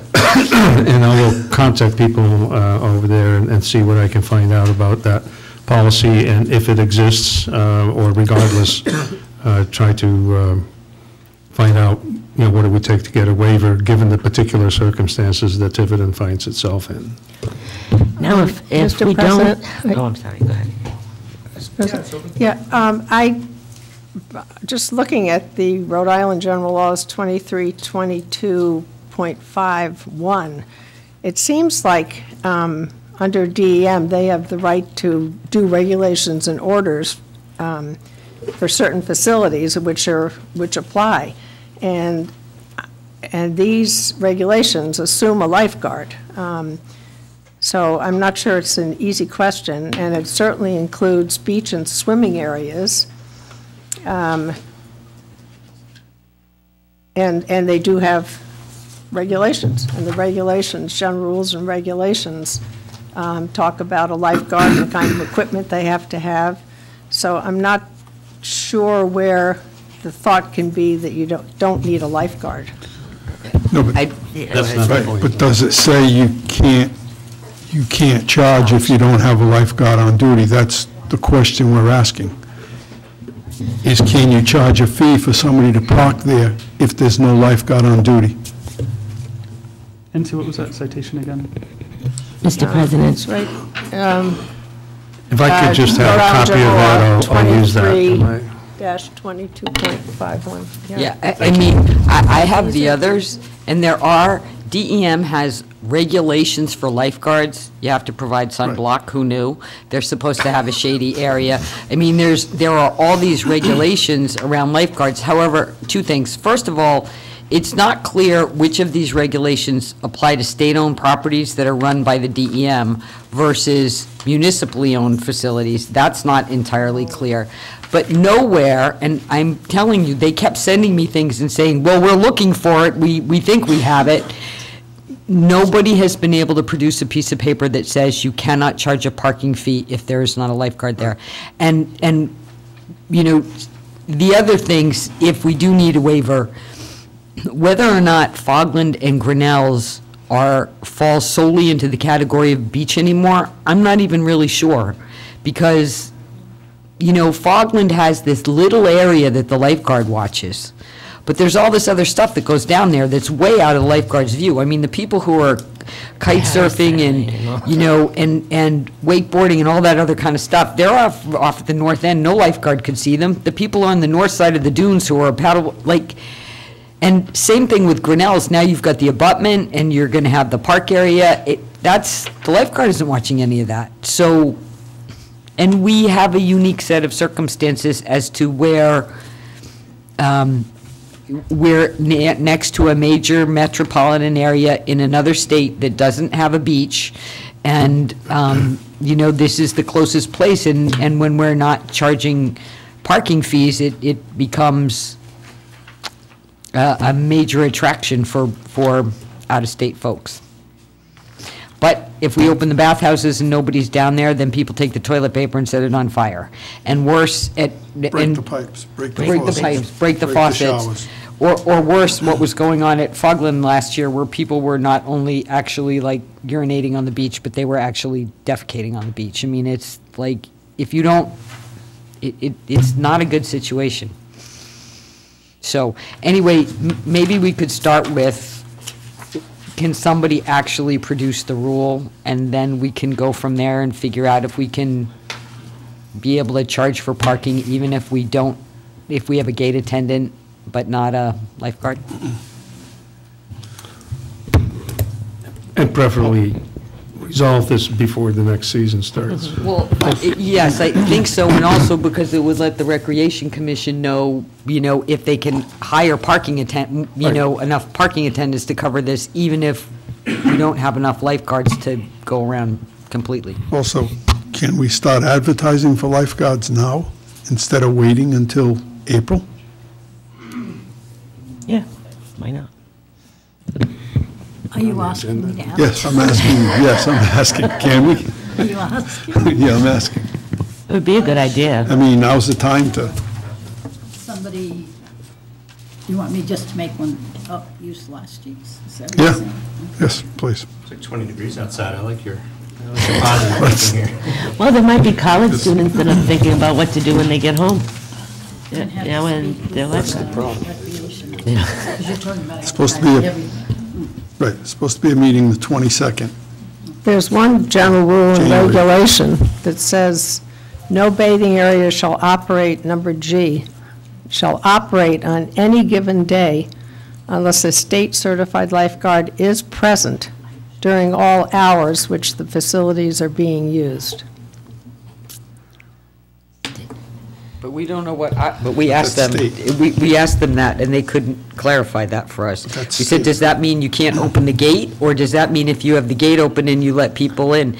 And I think the big thing is, there's got to be something, there has to be something in writing somewhere that clarifies this quote-unquote parking lot thing.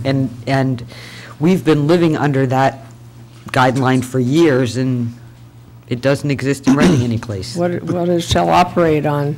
Is that a state? What does that state mean? beach? Is that state? No, this It is says any beach. bathing area. They have the right to make rules and regulations that affect all the towns. So this isn't just state. Okay. So, and it talks about bathing areas, so I don't know what they mean by shall not operate unless a lifeguard is present, but. So the gates have to be locked. Yeah, I think that's probably where they're coming from, is if you're collecting for parking, you're clearly not closed. Right. Therefore, you can't collect for parking, because that's the pretense of saying you're closed. Now, the process for hiring lifeguards, is that fully under recreation? Is that the town council believe so. hires them, administrator? I believe they put out a set of regulations or a job description. So Goes- it's like a town position? The applications go to the personnel board. The personnel board refers them to the director and the recreation committee. But don't you have, it's you, isn't it? Do you hire lifeguards? I haven't. You haven't, okay. No, it's been them. the personnel board interviews, gives a list of candidates to the director and the recreation committee. They sit down and they, Do we have any sense why we might be having trouble? I know it's been Well, said that it's nationwide, but. Yes. there's a couple of, It's generational. couple of issues. The younger generation is no longer interested the way it used to be. High school kids and students are apparently not as interested as they used to be. It's very difficult. I happen to know one who actually would love to do it, but that's... We pay the most, and we still can't get the lifeguards. Some places that do well are the ones that have 2 lifeguards on duty together. And, we've talked about doing that, lowering the price and putting 2.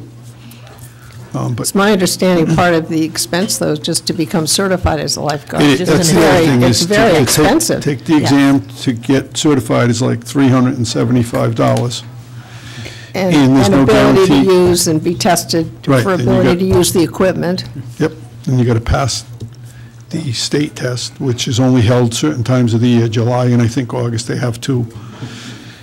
So And another issue I've heard has come up is sometimes you might just have one lifeguard kid on duty, like at Fogland. One. Right, that's If there's what a I'm double, saying. if there's a double drowning going on, That's the problem, is Right. when that lifeguard goes to administer service, there's nobody to Right. call for help. He's out there, he gets into a jam, he's by himself. Right. The gate attendant is so far away that they wouldn't be able to tell what's going on. So we've actually talked about having 2 lifeguards, lowering the price a little bit and having 2. What about covering the cost of the certification? We've talked about the certification, taking the certification, and if they pass, they give 2 years to the town of Tiverton, and they would pay the fee for the certification. Talked about that too, but that's just been talk. Nobody's really come up with any solution. But it's frankly a hard thing because kids today are not, I mean, parents don't encourage their kids to spend all day baking in the sun anymore. You know, it's not considered to be healthy long-term to necessarily be out in the sun all day. Parents don't identify it as a, you know, gee, that'd be a great thing to do as a job. And it's just nationally getting harder and harder to everywhere find lifeguards. And not only at Tiverton is it worrisome if you're the only lifeguard and you get in trouble, but when you think about it, if you're the only lifeguard, it's a job where you sit in a chair all by yourself all day long. And if you're, you know, 18 or 19 or 21 years old, are that compared to maybe being at a big beach in Newport where you're sitting in it, you know, where there are 6 lifeguards on the beach and 2 lifeguards in a chair and there's, you know, somebody to chat with a little bit or something. That's just a lot more attractive than being at a chair at Grinnell's all day long, all by yourself in the sun. It's not necessarily maybe somebody's idea of the best summer job ever. But either way, you know, if we could get the parking thing sorted out, and, you know, DEM issues waivers for rules, if they can show that this is a rule, then potentially we need to try and make a case to waiver it, and see if we can, you know, do something, you know, about it. Okay, so that sounds like more for your to-do list. Maybe the solicitor could help out too on some of that, and then, you know, you two feel free to go for it, and so you'll let us know if you want it back on the agenda, when and where and how? Is that? Yep. Okay. Is that good? Okay. All right, I think Donna can come back. If you'd like to come back. I promised you no vote. Welcome back. I think she just felt that. That's all right. She's going to apply to be the lifeguard, I think. Hey, we can all take shifts, right? We can all be a lifeguard, right? Yes. Okay, where are we? We're doing pretty well here, actually. So, that's number 3. Okay, Denise has 4 items. Status updates and discussion on the building official, the zoning official, the fire chief, and the solicitor contract. Take it away. Whatever word you'd like. I'll try to be as brief as I can. The building official has been vacant for a while, and those of us who were on the council know that we've had problems getting applicants. And I just want to know what the status on that position is. Have we advertised any further? But another thing that is concerning me is when you look at the building official's salary. We've been paying an outside agency to do this for us. And we signed a contract with them and beyond negotiated. And it must be coming out of that building official's salary, correct, what we're paying them? Correct. Now, but that building official salary as of January 4th, and I talked to the town treasurer, there was $113 left in that account. And as of last week, that's in the negative. If you look at the building official's salary, we had $68,000. The remaining balance, percent expended is 113. We're in the negative right now in that account. So I was wondering how we were paying for the people we have in the building official's office. It's right here. So So, and I did talk to Denise, and she said that, yes, we've run out of money in that account, and that it was discussed with the department head. So I was just wondering, where are we getting the money to pay them now? And I think we need to really talk about this, because we need to get a permanent building inspector. And I know it's difficult, and we've had some problems, but I'm just wondering where his salary is coming from now. And I hope nobody tells me council contingency, because I don't think we can pay for that. Jan, would you like to comment? No, not really. I'm surprised. I mean, I would have actually appreciated a call ahead of time if people think that there's a problem with not enough money being in the budget. Well, I just noticed that. I was unaware of it, and I would have expected to hear that. The way I look at it is, A, you're right, it's basically impossible to get applications here for a whole bunch of reasons.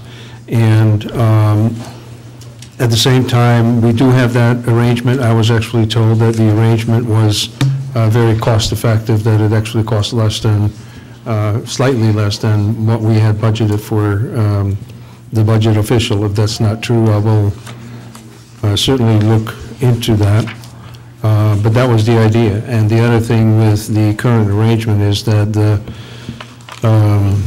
Municipal Code Consulting, which is the entity that provides these services, has a business model and philosophy that says it does not want to permanently replace a building official. It only wants to do it on a temporary basis. So there certainly is an agreement that we will try to do that. At the same time, Municipal Code Consulting also trains quite a few people who actually are sometimes further ahead in terms of getting the certification at the state level than candidates we've seen so far. So I've had some hope, actually, that we might be able to identify people and have them work here for a little while and see if they're interested in coming here, in which case we would advertise at that moment and see if we can get an application. I don't have the information that you have. I probably could have if I apologize if I didn't see that. Well, this was the expense budget that we were given at the budget workshop, and that's when I noticed that we were in the red $9,000. So I noticed that when I was going through it, and I didn't know what we were doing about this, because how are we paying him? Like, where is this coming from right now?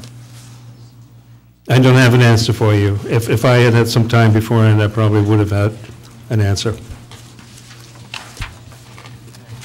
I think the treasurer's coming up.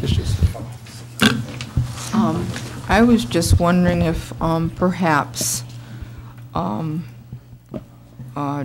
Denise, thank you for being on top of this, but I'm just thinking that perhaps we could do this in a different way, where you could bring it to the town administrator's attention, or to the town council president, to look into the matter, rather than kind of making someone not look very good in front of the public. Well, I don't think that was my intention at all. Well, no, I understand that, but the problem is that, unfortunately, it kind of does look like that. I'm just asking that it's not done this way. There's a better way to do it. That's all I'm asking for.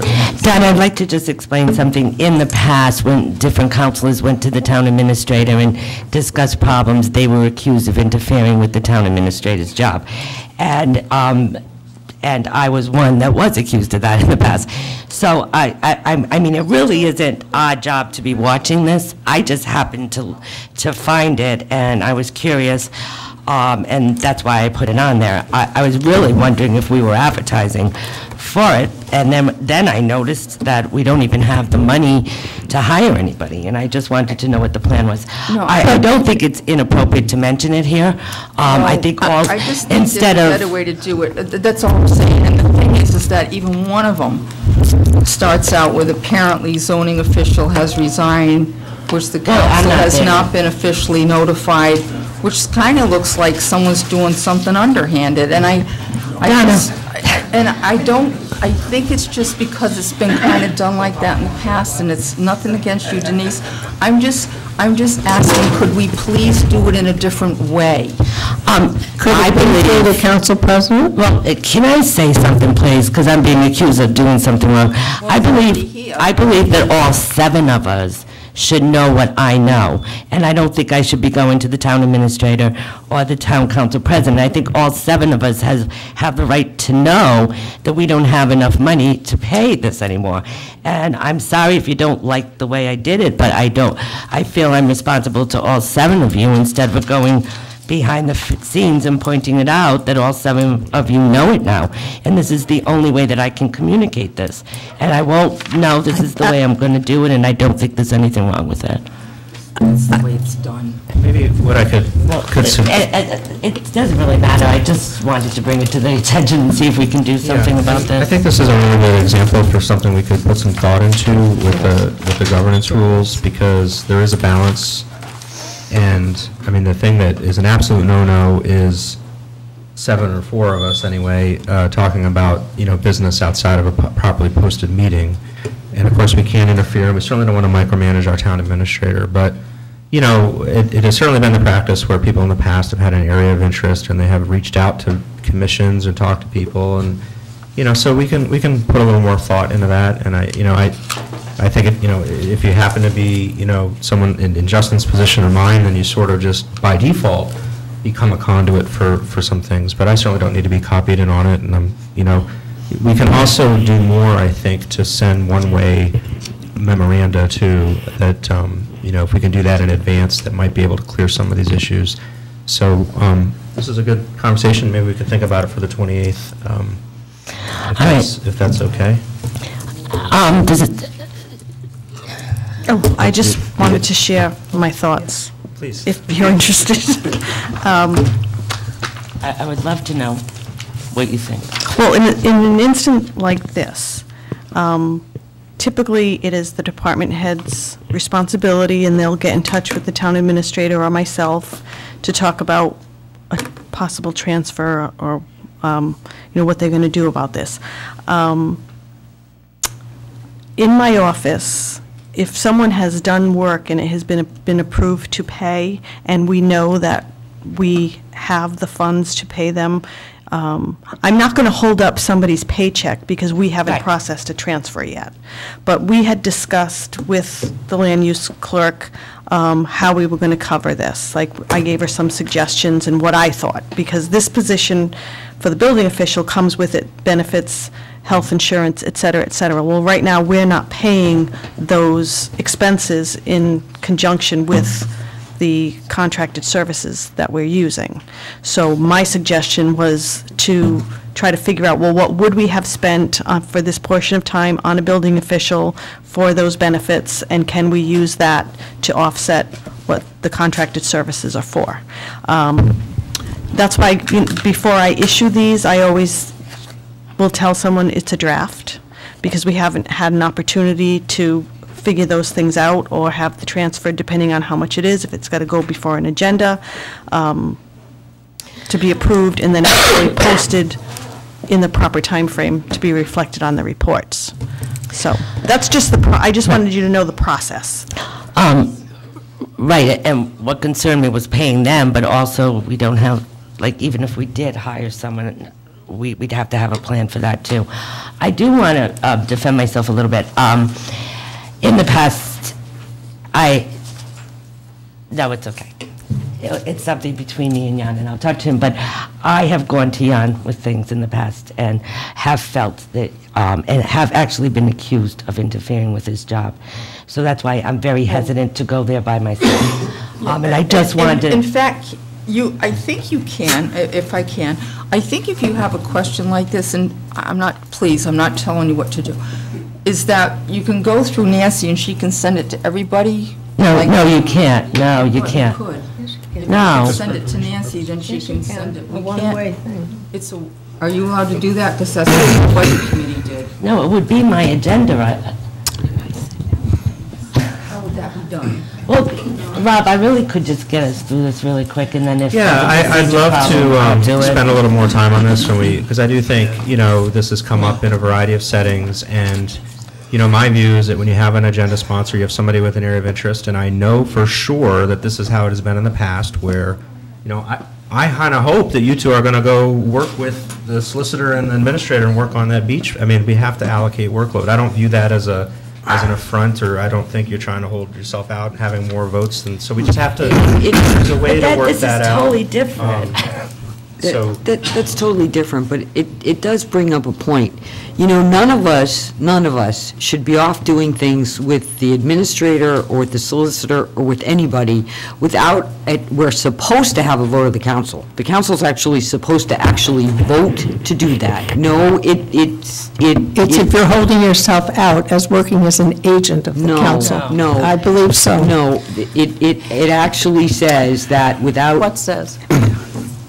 Well, this is exactly the discussion I have for the 28th. This is the discussion, or at the very least, a clear consensus, which is historically often what has happened. But the idea that everybody gets to go off, first of all, nobody's supposed to direct anybody to do any work. Nobody's supposed to direct anybody to do any work without, not the administrator, not any of the staff, not the solicitor, except as approved by the body of the council. So it gets very fuzzy there of, the people going in with their own things and their own list of things that, they want to work on. I mean, I'll be honest, I'd have liked to have had a chance to weigh in on the contract thing, but apparently Mr. Katz and Mr. Coulter did that. I didn't know that I had that opportunity. So I think that you have to be a little bit careful about that. And, I do think that I am sympathetic to any administrator, but given the way that the charter is structured and given the way that we're supposed to work, sometimes there are going to be tough questions. I mean, it's unfortunate, but that's how municipal government works.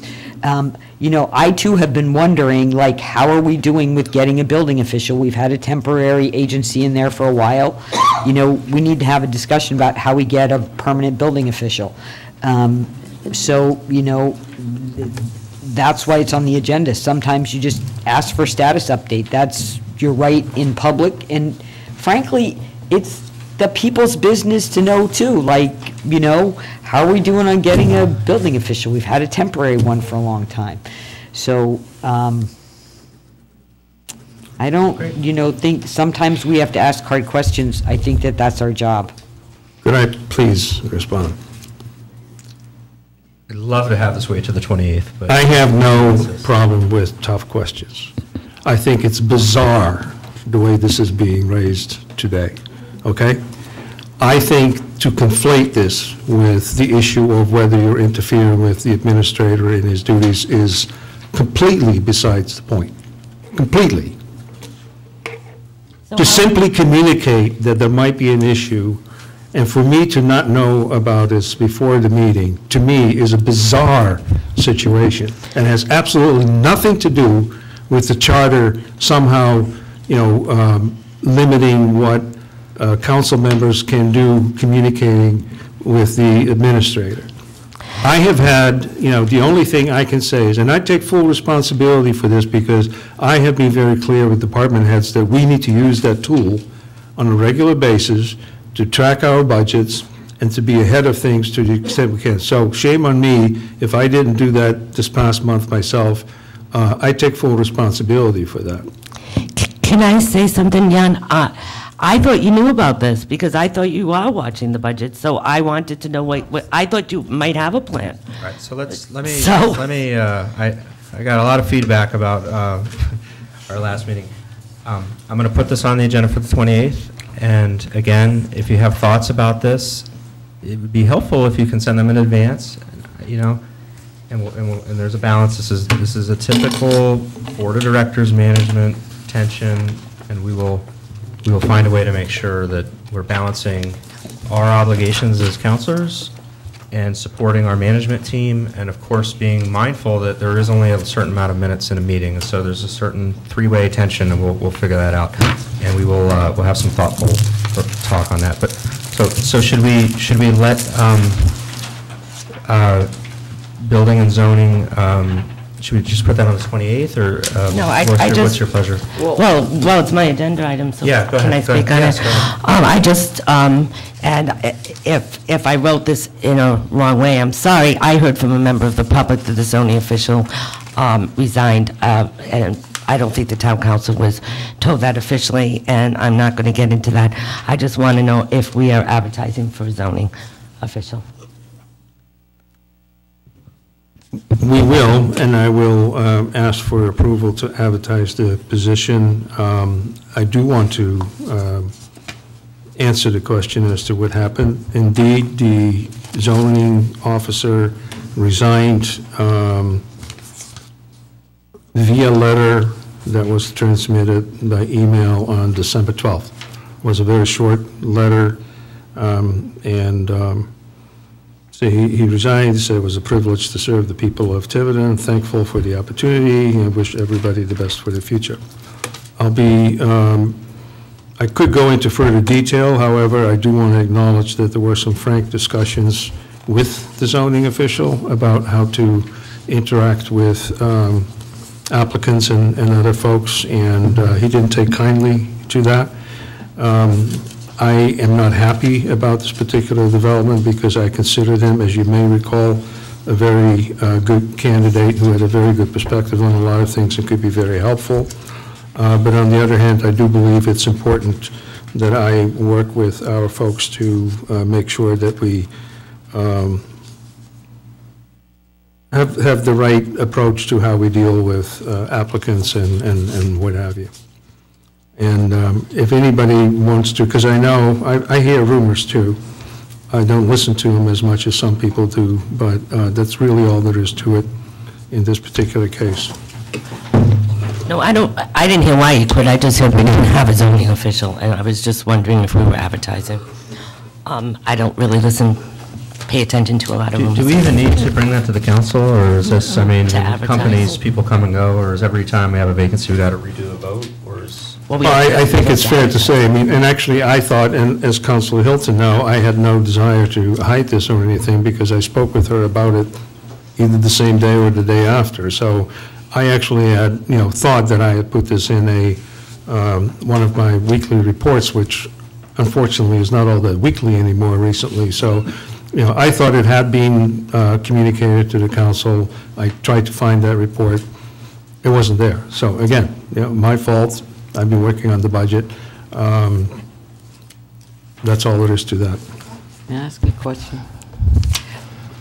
Who is doing our zoning right now? The building official, and he has another person working with him who's quite experienced in zoning, who has been able to help out with that. So, just vis-a-vis then the salary and the contract, since he's now doing both or has another person from his firm, is that in other words, is that an increase? Is that part of why that salary line is that may be the case, because we have somebody else from his firm who's covering zoning? I would need to look at the more recent invoices. This is a fairly recent development, so I don't know if that actually impacts in that. The contract with Municipal Code Consulting is such that they provide certain services, and they have been able to fill in. If the building official is not here, who he himself has quite a bit of zoning experience, then the other person can help out dealing with some of the zoning issues. Well, I'm glad we're going to put this on the 28th, but I mean, that's such an important office, and I know it's hard, but we need to do something about getting staff there and not be sort of hiring outside people all the time to do this. Squeeze it on, we could do the 22nd? It's going to be really, treat applicants. I think it's going to be, Well, it's important. We need Wants it to on the 22nd. figure out what to do. Do you want it on the Yeah. 22nd? I'm, What's your best guess on time? Like half hour, an hour? that position? I don't know. All right, we can figure that out. Rob, why don't you decide if there's time? Like, look at it. Mr. President? I'm sorry, I didn't mean to interrupt, but I'm confused. What are you discussing putting on the agenda? I don't believe there's any requirement that you approve an RFP to go out for this position. No. Advertisement. Don't we have to approve I advertising? don't believe so. Yeah, we have to, yeah. You have to approve the position, but I don't see anything in the powers and duties that says you have to approve the issuance of an advertisement. Well, it's being practiced to do that. That's the- Okay, all right. That was actually my That's the way we've done it right question. now. I mean, if it's an existing position that's funded, Well, that's- it's within your authority, I think, to... In a perfect world, though, we'd get heads up, which would give us a week or two if we wanted to make an issue of it, right? Right. So moving more towards advisory memos, consent agendas, which give everybody a heads up and the opportunity to raise a That question. could go on the consent. But then you know it's coming. But there's no, you don't, I just wanted to make sure, I was making sure you weren't exercising an authority there. It's just simply, it's thank simply you. past practice, okay. So, to your point, you could have already advertised it, and it'd be like the budget transmittal, thanks. But Nancy, could you speak into the microphone, because... The practice of going to the council to get permission to advertise is because if the council chose not to fill the position, you'd have an applicant, an advertisement, and no position. Right. So that's kind of how that went around. So we usually put the advertisement, I don't say you have to, but you usually put the advertisement and the job description and get permission from the council to go out and advertise. Otherwise, you could say, no, I don't want a clerk, and he'd have an advertisement, an applicant, and no job. I think what, and this will be my last comment on the governance piece, but what we might try to shoot for is, in this case, a memo from the town administrator to all of us, giving us, I intend to exercise this authority, which falls under his desk, and give us enough time to scramble, call up people and say, I want to talk about this, and, I mean, that would be, I think, sort of the ideal when there's these areas. But we have to do it as a group. But we can talk about that. I just, Like an open meeting. I think we're just raising the question, if it's a current slot, and we're not creating a new position, you might be able to just move on. We're not creating a new position. I will say that I've had discussions with both the planner and the building official who had their own ideas as to how we deal with this particular situation. I did not necessarily agree with what they had in mind, so that's an ongoing discussion. That, in fact, I do think is something that I need to do, is to look at what are our options here. And so, in the short time that we've had since this resignation happened, that has been part of the situation as well. And right now, I'm leaning towards just re-advertising the position, because I'm not sure I buy into the other suggestions that have been given to me. Okay, so unless, we can certainly discuss it, you'll make sure we don't exercise authority we don't have. Assuming we can discuss it, are you looking for some agenda time on this? Or do you want to give it some thought? No, I just wanted an update on Okay. what the situation was. That's what this was all about, that's all. Is anybody willing to state it? Same thing with the next Yep. item. It's Okay. just an update on whether or not we're going to be advertising for the fire chief. That's all. And we will. I need to make sure that we have an up-to-date advertisement. I believe I was given something that was from the last time that the town hired a fire chief, which is quite some years long ago. time ago. So I have on my desk a few examples of more recent hiring of fire chiefs in neighboring communities, and I hope to have an advertisement and a job description ready within a week or so. Thank you. And my next item, it has to do with this solicitor's contract, and the day after our last meeting, on the 27th, I believe, on the 28th, we received the contract. The town administrator sent it to us. Now, the night before, I understood that it was said, and it's also in the minutes, that there was no difference in salary and what Mr. DeSisto was charging us, and I was a little surprised to learn that it was different, and it's not his basic salary, but it's the litigation. And as we all know, litigation changes from month to month. One month we could spend 50%, and then 2-3 months go by and we don't have any litigation costs. So, once again, I looked at the budget, and our litigation cost is, I think there's like 40% that we've expended. So, but as I said, we still have 6 months and we don't know what cases are coming. So I just wanted to know why it was said to us that it was exactly the same. And indeed, $125 an hour for litigation has now increased to $200, I believe. And then the cap has changed too. Does someone want to explain it to me? Well, I'm not 100% sure, but I think you may be confusing a few of the items here. Okay. So litigation, I believe you have the exact same provisions in the contract that was developed for Mr. Ciccione, in that there is a certain amount appropriated to that category of legal services, which is not necessarily, if I'm not mistaken, considered to be an absolute cap, because you can't, by definition, estimate exactly, how much money will have to be spent on litigation. So if I'm not mistaken, contrary to the general solicitor services, which definitely is capped, and maybe I think that is the only one that's actually truly capped. And that there are amounts allocated for the zoning and land use related and for litigation, but then in particular with litigation, it's understood that sometimes it goes well beyond that amount, which is an issue and topic in and of itself that I believe may be discussed at some meeting in the future. But those provisions, I believe, are the same. The difference that I saw was for other services that are not specifically mentioned in the budget. And there, the hourly fee is higher than what the sister law firm was charging. I think litigation is the same. So when I'm looking at $28,000 divided by 12 months, and then I'm looking at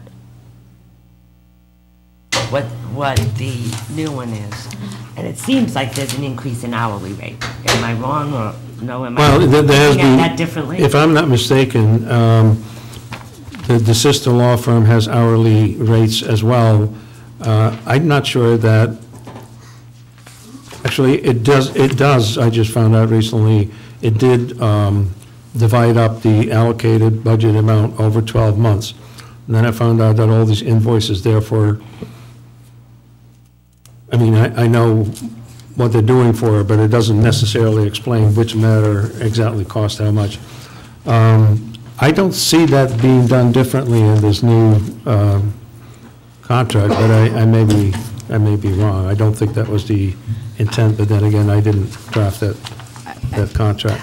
I saw it a different, and I pointed it out to folks, that particular provision about other services could become more costly because it has a higher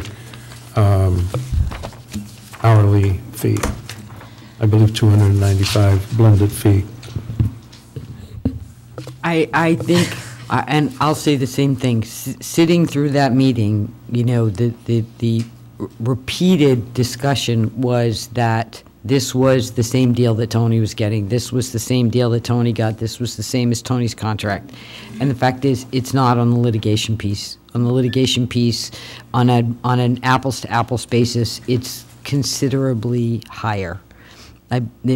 From what I understand, the Sisto charges a flat rate of $125 an hour for litigation, correct? I believe so. Flat rate, didn't matter, all year long, $125 an hour. This contract is $200 an hour up to $5,000, I think, and then it goes to $295,000 an hour. So it's not the same. I do have a question about the status of the contract. What is the status of this contract?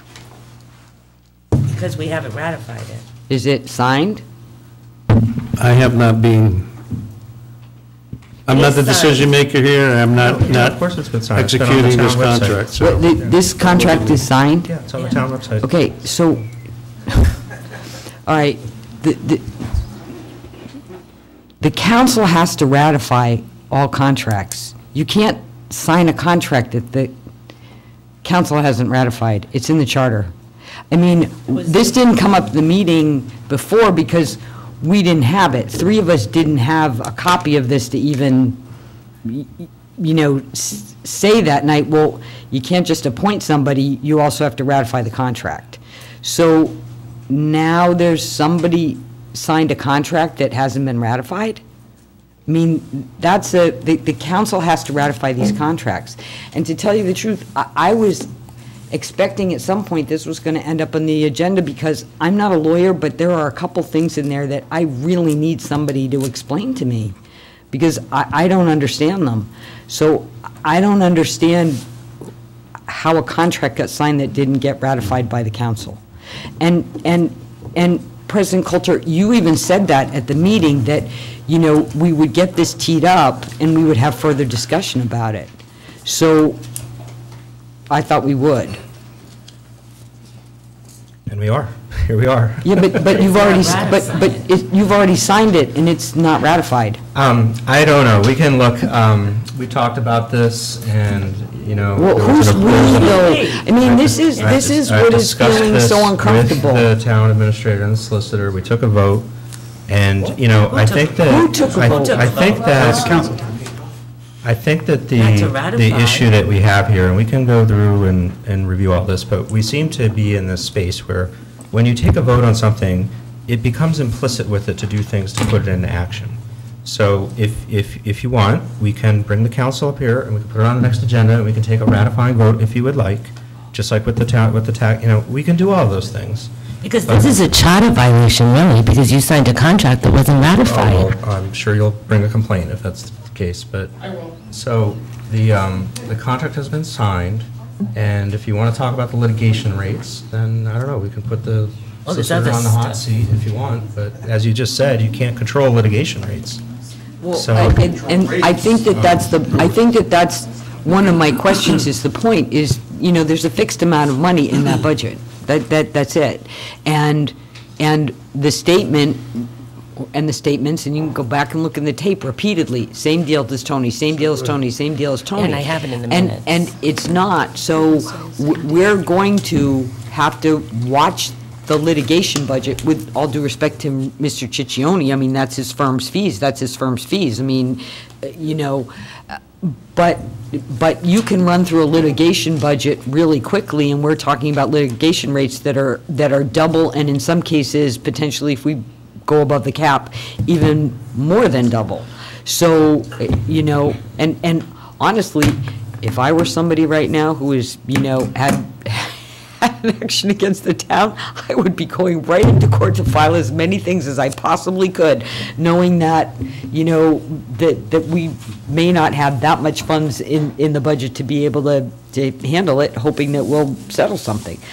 So we need to figure out, or at least need to know how we're going to watch the litigation budget, because it's not really what, at least I was led to believe from the last meeting.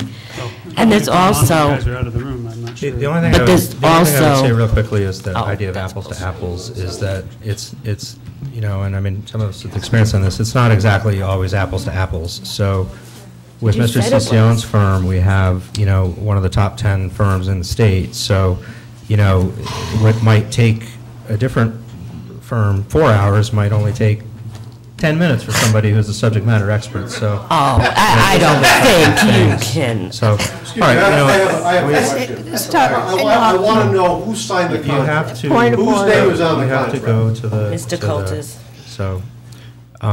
So the contract. I'll ask at the mic. Who signed the contract? It's signed by me. Thank you. It's on the town website, and I thought this was common knowledge. And I also think that the town administrator did send the contract out to all of you. On December 28th, after you all voted for a contract that we never saw. Same form, right?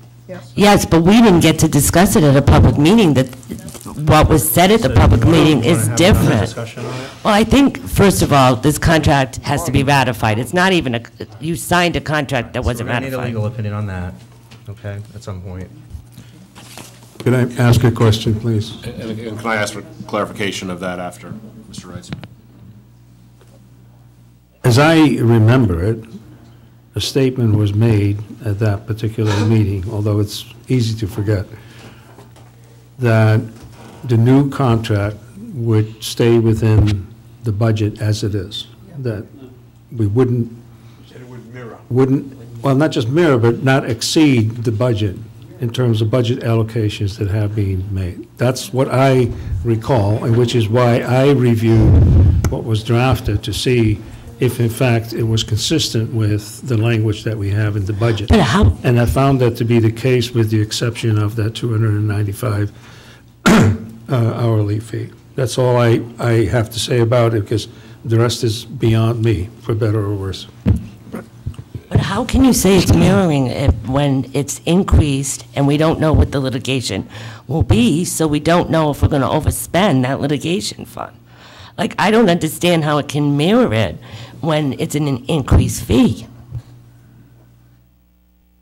I don't know if you want me to chime in on the contract itself. I'm happy to do so if the council would like me to. My question, though, is I don't understand what's being asked about ratification here. I believe the charter requires that you appoint a solicitor. If you have a question about the interpretation of appointment of a solicitor, I would understand and can point to that section. I'm not sure. But this is a contract that the town administrator and you discussed. But that's my question, I guess. So it's a contract of the council. Yeah, but the council never discussed your contract in detail. I understand. And during that meeting, we specifically asked, did you talk to any of the councilors to make this contract?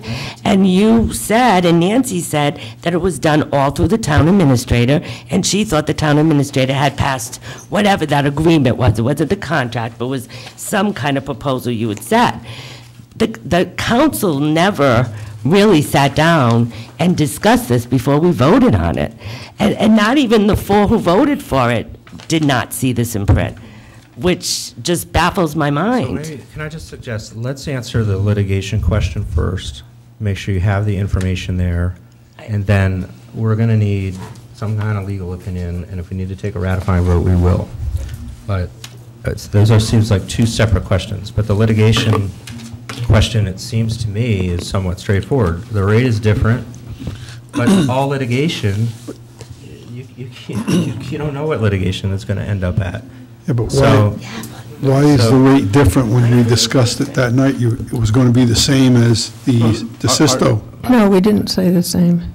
Excuse me, Yeah, but they did. I was They at said- Andrea Souza, South Avenue. Yes, actually, and I'm sure we can pull it up on YouTube, that it was stated it was going to be the same as the solicitor, DeSisto's contract. It would That's the only mirror. question I have is Obviously, it that has was it. stated. And guess what? You already hired him. So this is all after the fact. Okay, so do you want to comment on the litigation piece? So Sure. we know what it is, and then, we can, this is a 6-month contract too, so sort of like Yeah. spending 5 meetings to talk about how much we're going to pay the engineering company to the planning board for 3 months. I mean. But it's a 6-month budget, too, that may go over. All right. And that was the direction that President Coulter indicated, that the budget was the primary concern of Indicated to who? to me, When? in the discussion that he and I What had discussion? prior to the last meeting. But why did you So- have that discussion? I'm sorry? Why did you have that discussion? We didn't vote for him to talk to you about it. I don't necessarily believe that's a requirement, but the understanding was that the town was moving forward with this appointment. I was asked to come to this meeting, and it was on the agenda, and so in order to expedite things, we thought it might be good to have some conversation about what it was the town was looking for, or the council perhaps would be looking for. Of course, subject at my risk to the council not approving it. I can tell you that the language in the contract was drafted, and the litigation section in particular was drafted to address that concern. Yes, our rates are typically higher, given the size of our firm and the number of lawyers you have access to. And yes, that does create efficiencies that should save the town money over time. That being said, rather than take that on faith, we understood that the town may prefer to put a some sort of harder limitation into the language of the contract. And so if you look at the litigation section, which I understand is published on the town website, you'll see that we do have a rate that is higher than Mr. DeSisto's for the first 25 hours of work. But if we were to, but that gets us to the budgeted amount. And so if we were to exceed the budgeted amount in any month, we would come to the council and either describe the situation or give you the option for alternatives or find some way to make sure you don't exceed your budget. And that's all we can do. You know, I don't think there are many firms, I don't know of many or any at this point in this state who have fully capped retainers for litigation. We didn't have the opportunity even to go out and look, but this discussion should have been done last week. You guys walked out of the room. No. Oh, no. We did not approve of the way this was done. Well, we're not going to... And I'm not going to get... You voted, and 4 other councilors were fine with the process as it was. Well, the 4 other... The 4 other people can do it. We spent 4 hours on this last time. Majority, we voted, it's done. No, it's not done. It was not done legally. And you just can't say because we're the majority, we're going to do whatever we want. It's not going to happen. You were able to participate in the meeting. Y'all left the table. We did participate in the meeting, but we did not approve of the way you did this. But you're saying you had no opportunity to discuss the contract, but you did it once before. And you walked away from the table. There was no contract. There was a contract that you could have. Point of order, Mr. President. All right, I think that we've said as much as we can say. Yeah, we're not going to recreate the last meeting. I think that... And like I said, the only question was that it was going to be the same fee that the DeSisto firm was charging. That's what we were told. Same budget. So when we find out it's more, you know. Same budget. So we're talking about maybe the difference between a budget and a fee. $75 an hour more than Budget and a what fee we're paying for is the DeSisto. idea. I mean, that's... Well, I think we need to, So I want somebody to make needs to sure talk about the that ratification. we're squeaky clean on that ratification, so I'd like to talk about that offline or at the next meeting, whatever. Well, I will point out on this, and I am a little, you know, given that Mr. Ciccione, who I haven't even had a chance to congratulate yet, but, you know, is involved in all of this, you know, the council doesn't have any authority under the charter to negotiate anything. Only the town administrator does. The council has no authority to negotiate anything. Only the town administrator has the authority to negotiate something. And it says all contracts negotiated by the town administrator have to be are to be ratified by the council. And that's why tonight we had to ratify Dave Roberts' contract, because that's the requirement, and that's why the normal process is often an appointment, a vote on appointment, and then a vote on ratification, because it hasn't. And I will say that, Mr. President, and you did say this, that at the last meeting, that this contract was going to come back on the agenda for us because the rest of us hadn't seen it. You made that statement. So the fact that it's been signed in the absence of that and no ratification vote is, it's pretty alarming, actually. And I go back to the fact that I have some real questions about some of the language in there. I'm not an attorney, but I need somebody to explain those things to me. Mr. President, if I may, I believe the ratification section that's being referred to is in the town administrator's duties and powers Correct. in section 503, which I certainly see and acknowledge. It's under item 9 relative to negotiation of contracts. I think the difference, at least in my initial look at this, and I'm happy to either look for a third-party opinion or give you a further opinion personally, is that these are contracts, as I started to say earlier, these are contracts of the town. And so Mr. Reitzma's purview is that of the administration of the town, and there are a number of things he's responsible for, and then therefore he has to negotiate contracts in order to implement those. There are other things, for example, school department contracts, that are not his purview to negotiate. Similarly, the town council appointment of legal counsel is not within Mr. Reitzma's purview. It is a specific duty of the town council that is separate from the administration of the town. And I think that was the distinction. I think the charter requires appointment, which was performed at the December 27th meeting. Stop.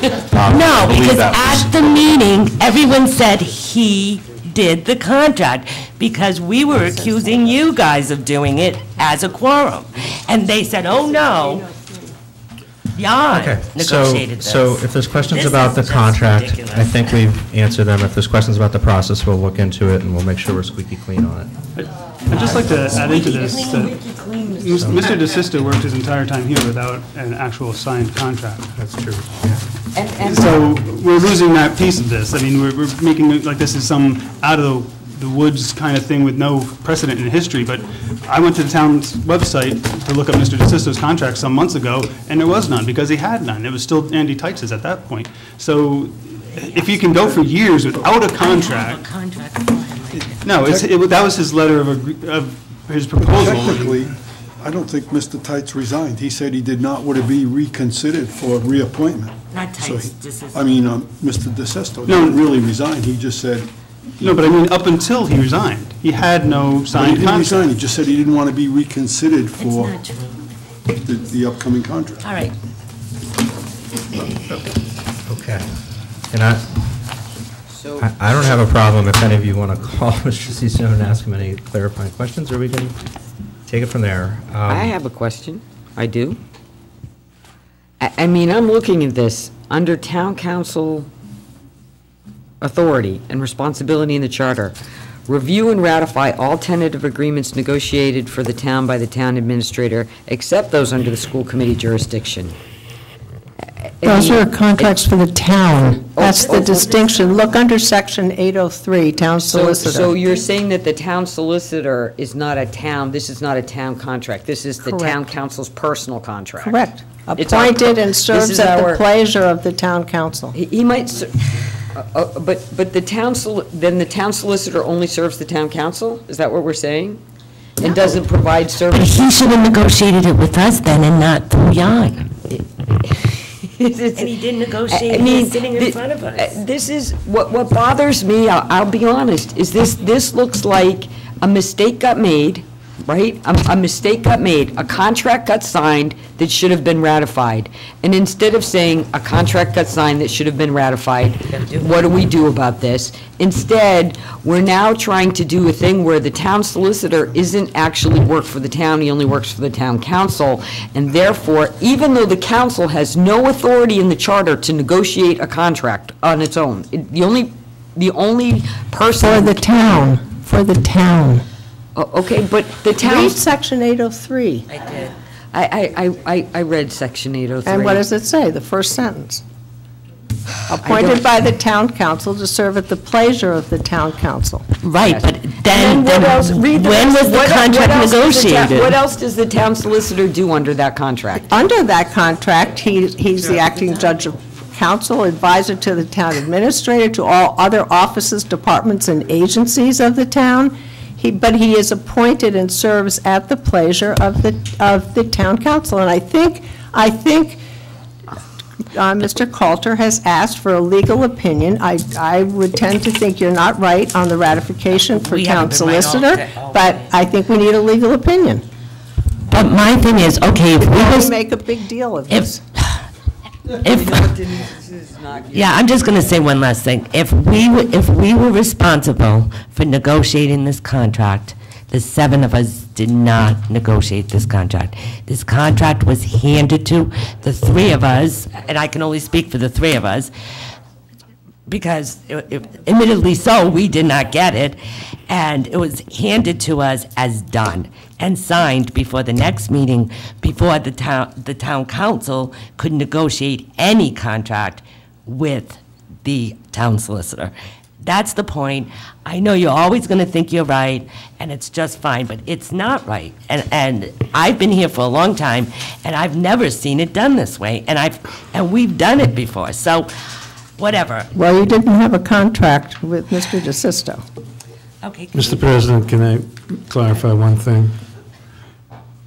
A comment was made that could suggest that there was a negotiation with me of this contract. That is not correct, okay? Okay, so who I did not negotiated? negotiate this contract. It's not necessary to suggest it either. I have It was not been suggested the other negotiator day. of this contract, so please don't suggest it. It was suggested at the last meeting by the other councilors. All right, guys, that last meeting was 4 hours long. So who negotiated this contract? That's my question then. If you didn't, Jan, who did? Because it certainly wasn't the 7 of us together. As I understand it, there was a proposal that came before the council that Mr. Ciccione submitted. There was discussion of What that council? proposal. It wasn't us 3. We never saw that proposal. There was a discussion at the council at which there were complaints about that proposal not having been shared with everybody. That's what started this whole thing. A vote was taken to actually go ahead with that proposal, with obviously a lot of people disagreeing with it. That's all that has happened so far, and I just want to make sure that people understand that there was no attempt to negotiate a contract with me or an attempt on my behalf to negotiate the contract. Well, that clarifies it a little. So some councilors negotiated this contract, but it certainly wasn't done with some of us, and that is wrong. That is against a lot of rules. Okay, so I think the game plan here is anybody that has questions about the language in there is free to call the solicitor, and we're going to double check. I'm going to need someone just excuse me a charter violation. I'm going to want a legal opinion on that. If we need to take a ratifying vote, then we will. And I would just stress again, we didn't have a contract last time. This is an interim position, and we should channel all of this energy to the RFP process, which is going to kick off, I hope, in February. We have one item left. I have one. I don't want to call the solicitor and ask about my questions. Then don't. No. I would like to ask my questions in public. I mean, Okay. Not tonight. I mean, it's not on the agenda, but I would like to be able to have that contract in front of me and ask the questions in public. So, and I know it's not on the agenda for tonight, and I don't want to get into we're doing something off the agenda here, so. So everybody had the contract on the 28th, and I don't believe it's changed, right? Yeah, but we haven't had an open meeting to discuss it. Okay, all right. Well, just so you know, it's out there. It's on the public website, and we'll go from there. Okay? All right, we have one item left, and this is an important one. No, we already covered that one. Yes, ours wasn't important. Approval of memorandum of understanding for acting lieutenants in the fire department. On this? Yes, and I think I explained the request, but I'll repeat that explanation. So we have a situation in the fire department where we have an inadequate number of members who are technically qualified to fill in as acting lieutenant.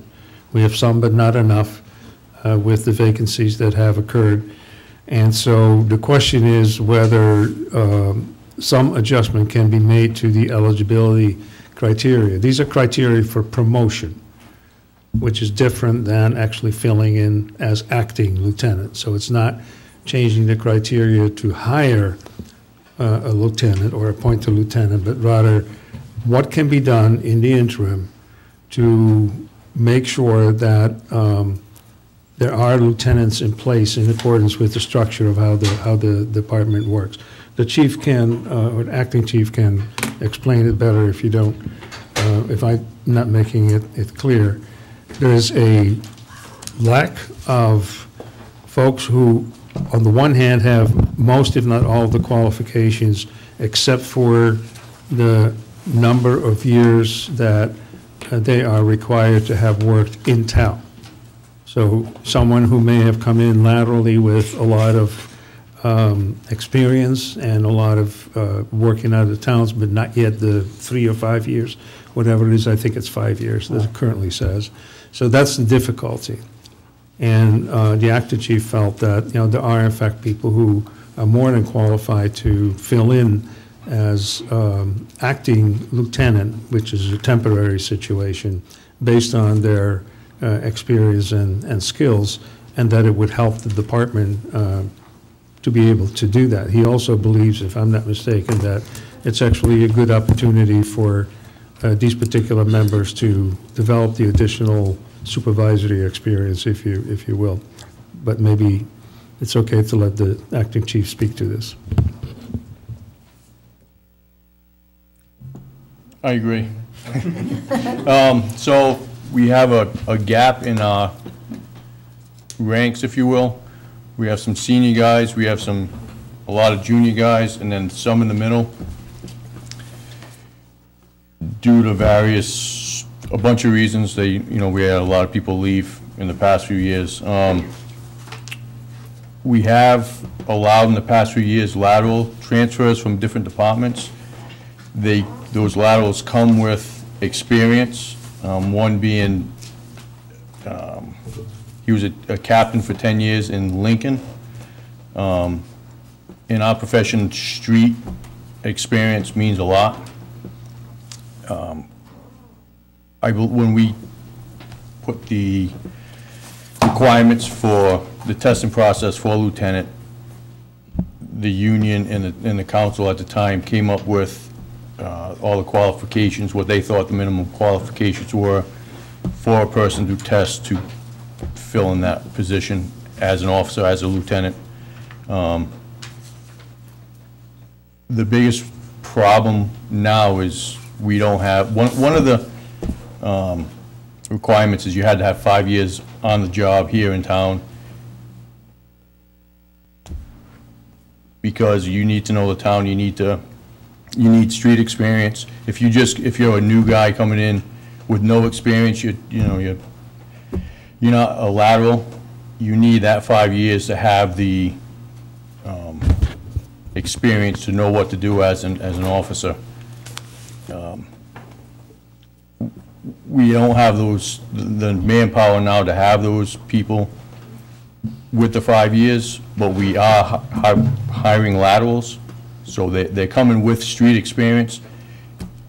My thought was, if they're here in town for 2.5 years and they're coming with all this this experience prior to coming to town, and we're paying them for that, we're bringing them in at the level that they were at their previous department, we should be utilizing their experience. And it helps with filling, we need officers, the three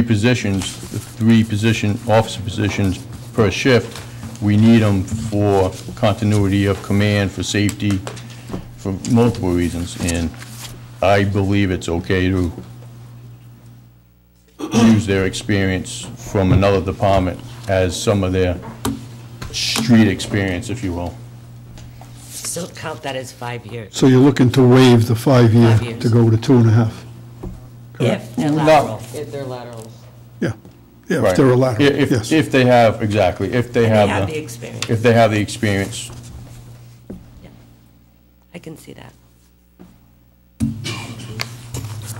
Because these laterals are people who, sometimes they're even retiring from Mass and coming over here, that kind of thing, right? Or, Right, we haven't had any actually Nothing like that. retirements. They were But talking we about- did, one of them, like I said, is a 10-year, he was a captain in Lincoln. We have a 10-year guy from Texas who came from a lot larger department than Tiverton is. Very experienced. The town should be utilizing that experience, that prior experience. So you're also talking, they have leadership experience, leadership in commanding positions and being in charge of, Some of them. Yeah. Some of them do. but if you're here in Tiverton, you've worked 5 years, you don't need the leadership to be promoted, correct? You just have to be here for the 5 years. Right. Okay. If you're starting, you mean if you're starting your career here in If you're Tiverton? starting your career If here. you don't have prior, Yeah. exactly, exactly. I think you kind of learn leadership on your way up. You're learning leadership. So if you've had a certain level that you're used to working at, and it may be a lateral employment from somewhere else, you still bring that leadership with you and that experience. So it's not like a new recruit that's worked himself up to 5 years. This is totally different to me. I don't have a problem with it, but what would the cost factor be? It's just going to be what the cost is. There's no addition. There's no additional. There's no addition. We have to have, if there's an opening in the lieutenant's position for whatever reason, it's filled, You're filling someone in somebody gets a one way stipend for. Going up there. I see. Right. Okay. And it actually, if you want to talk about cost, if we don't allow this, it's going to potentially cost the town more money because we're going to have to bring in somebody that's already a lieutenant and pay them an overtime for the whole time, as opposed to just paying a firefighter a stipend. So are we looking, a stipend. so are we looking for a motion on this? Yes, and before you make that motion, first of all, I want to thank the acting chief for, being on this and bringing it forward, because I think it's a good proposal. But he also told me just yesterday, I believe, that one word needs to change. And it's the word may on the second page. It should be shall. The issue there being that he really would not prefer to have members being able to say, no, I don't want to do this. Yeah, So, okay. It should be a shall. Shall And be if you- appointed as acting Yeah, officer. if you're okay with that change, then if you feel like making a motion, that. I'll make a motion to approve this memorandum I'll second. With the With word the may change. change to shall. with the change of shall. Okay, we have a live motion and a second. Anybody wish to speak in opposition? Any other comments at all? Objection to proceeding to the vote? Hearing none. All those in favor? That's unanimous? Yep. All right, thank you. Thank you. Thanks, Bruce. Okay, no, we've already talked about RFPs. Town administrator, anything else? Okay, counselors, any announcements? I have one question. I know it's very busy, but I have to admit, I missed the weekly update. The weekly updates that you used to send. I do And too. I found it very helpful, and I'm wondering if we could find time to get back to that. I will be trying to get back to that. Frankly, there hasn't been a whole lot of activity beyond working like crazy on the budget. I haven't had, a lot of meetings or anything like that with outside folks over the last several weeks. But that doesn't mean that there shouldn't be a weekly report. I understand it. It's just, I've been working through the weekends too, so. I wanted to note, I came yesterday afternoon on Sunday to get my materials, and the light was on. I walked over there, and he was in there. And that may just be because he likes a place to quietly crank his classical music, but I suspect he was doing work on Sundays. I think he hides his snacks there. He comes and gets them. Madam Clerk? Nothing? Okay. All right, is there any objection to proceeding to closed executive session? I'll make a All right. motion to proceed to executive session. What happened to Kay? Wait. Oh, we covered Kay. I'm sorry, did you have anything else you wanted to add? If I may, Mr. President, I just, it occurred to me that I shouldn't do this in the executive session, but the discussion we had earlier about the minutes, if I could just take 10 seconds or 30 seconds and hit on that. Brave man. I apologize, but I had a chance while we were going through the meeting to just reference the section of Robert's Rules of Order that I would typically reference when I looked at the minutes. And for the benefit of the clerk, I feel I wanted to offer that the level of detail that you have in your minutes, the last few I've reviewed, go beyond what is typical and also go beyond what Robert's Rules recommends. The putting a matter up for discussion is typically all that would be reflected in the minutes, and then the substance of that discussion would be left for the audio recording or a transcript, I guess. But I don't, it's of course your preference as how you want to run that, but I thought for the benefit of your clerk, you might save her from getting in the middle of questions about who said what and when if you simply directed her to indicate that there was in fact discussion and leave it at that. Because it's all on tape, too. And it's all, that is the better record, no matter how quickly she writes, that will always be the better record. So Is K going on the agenda for a discussion? Oh, I'm sorry, I thought we covered K with F1 with the tax assessor's contract, but is there something we We missed? kind of did. He said he was going to put it on January 27th or whatever. Well, right, well, we're going to do the red 28th or line, so whatever you it can is. see the comparison view. Well, could we have? What's on your mind?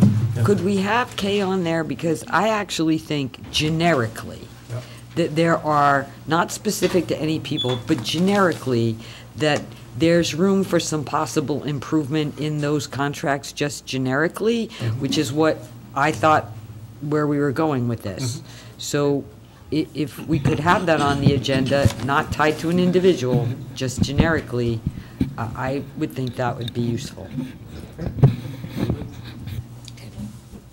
Good with that? Okay. All right, Justin, you want to take us away? Yeah, I'll move to go into closed executive session for the council president under statute 42465A2, collective bargaining, IBPO and IAFF. Second? Yes. Do we Yes. do it as a group, or? No, you have to do one at a Gotta time. do them one at a time. So I'm not sure you need a motion when you're doing a roll call vote, but it seems to be that's what we do, so. I can see. I don't know. Yeah, you Doesn't hurt. do. You got a I motion think. and a second roll call. Yes, yes, yes, yes. Yes. You could probably do the town And solicitor. under whatever. town solicitor litigation, 42465A2, to consider Moore versus Tiverton, Faulkner versus Tiverton, and Tiverton versus Lee Shore Realty et alia, Shore Road case. Second? Yes. Yes. Yes. Yes? Yes, yes.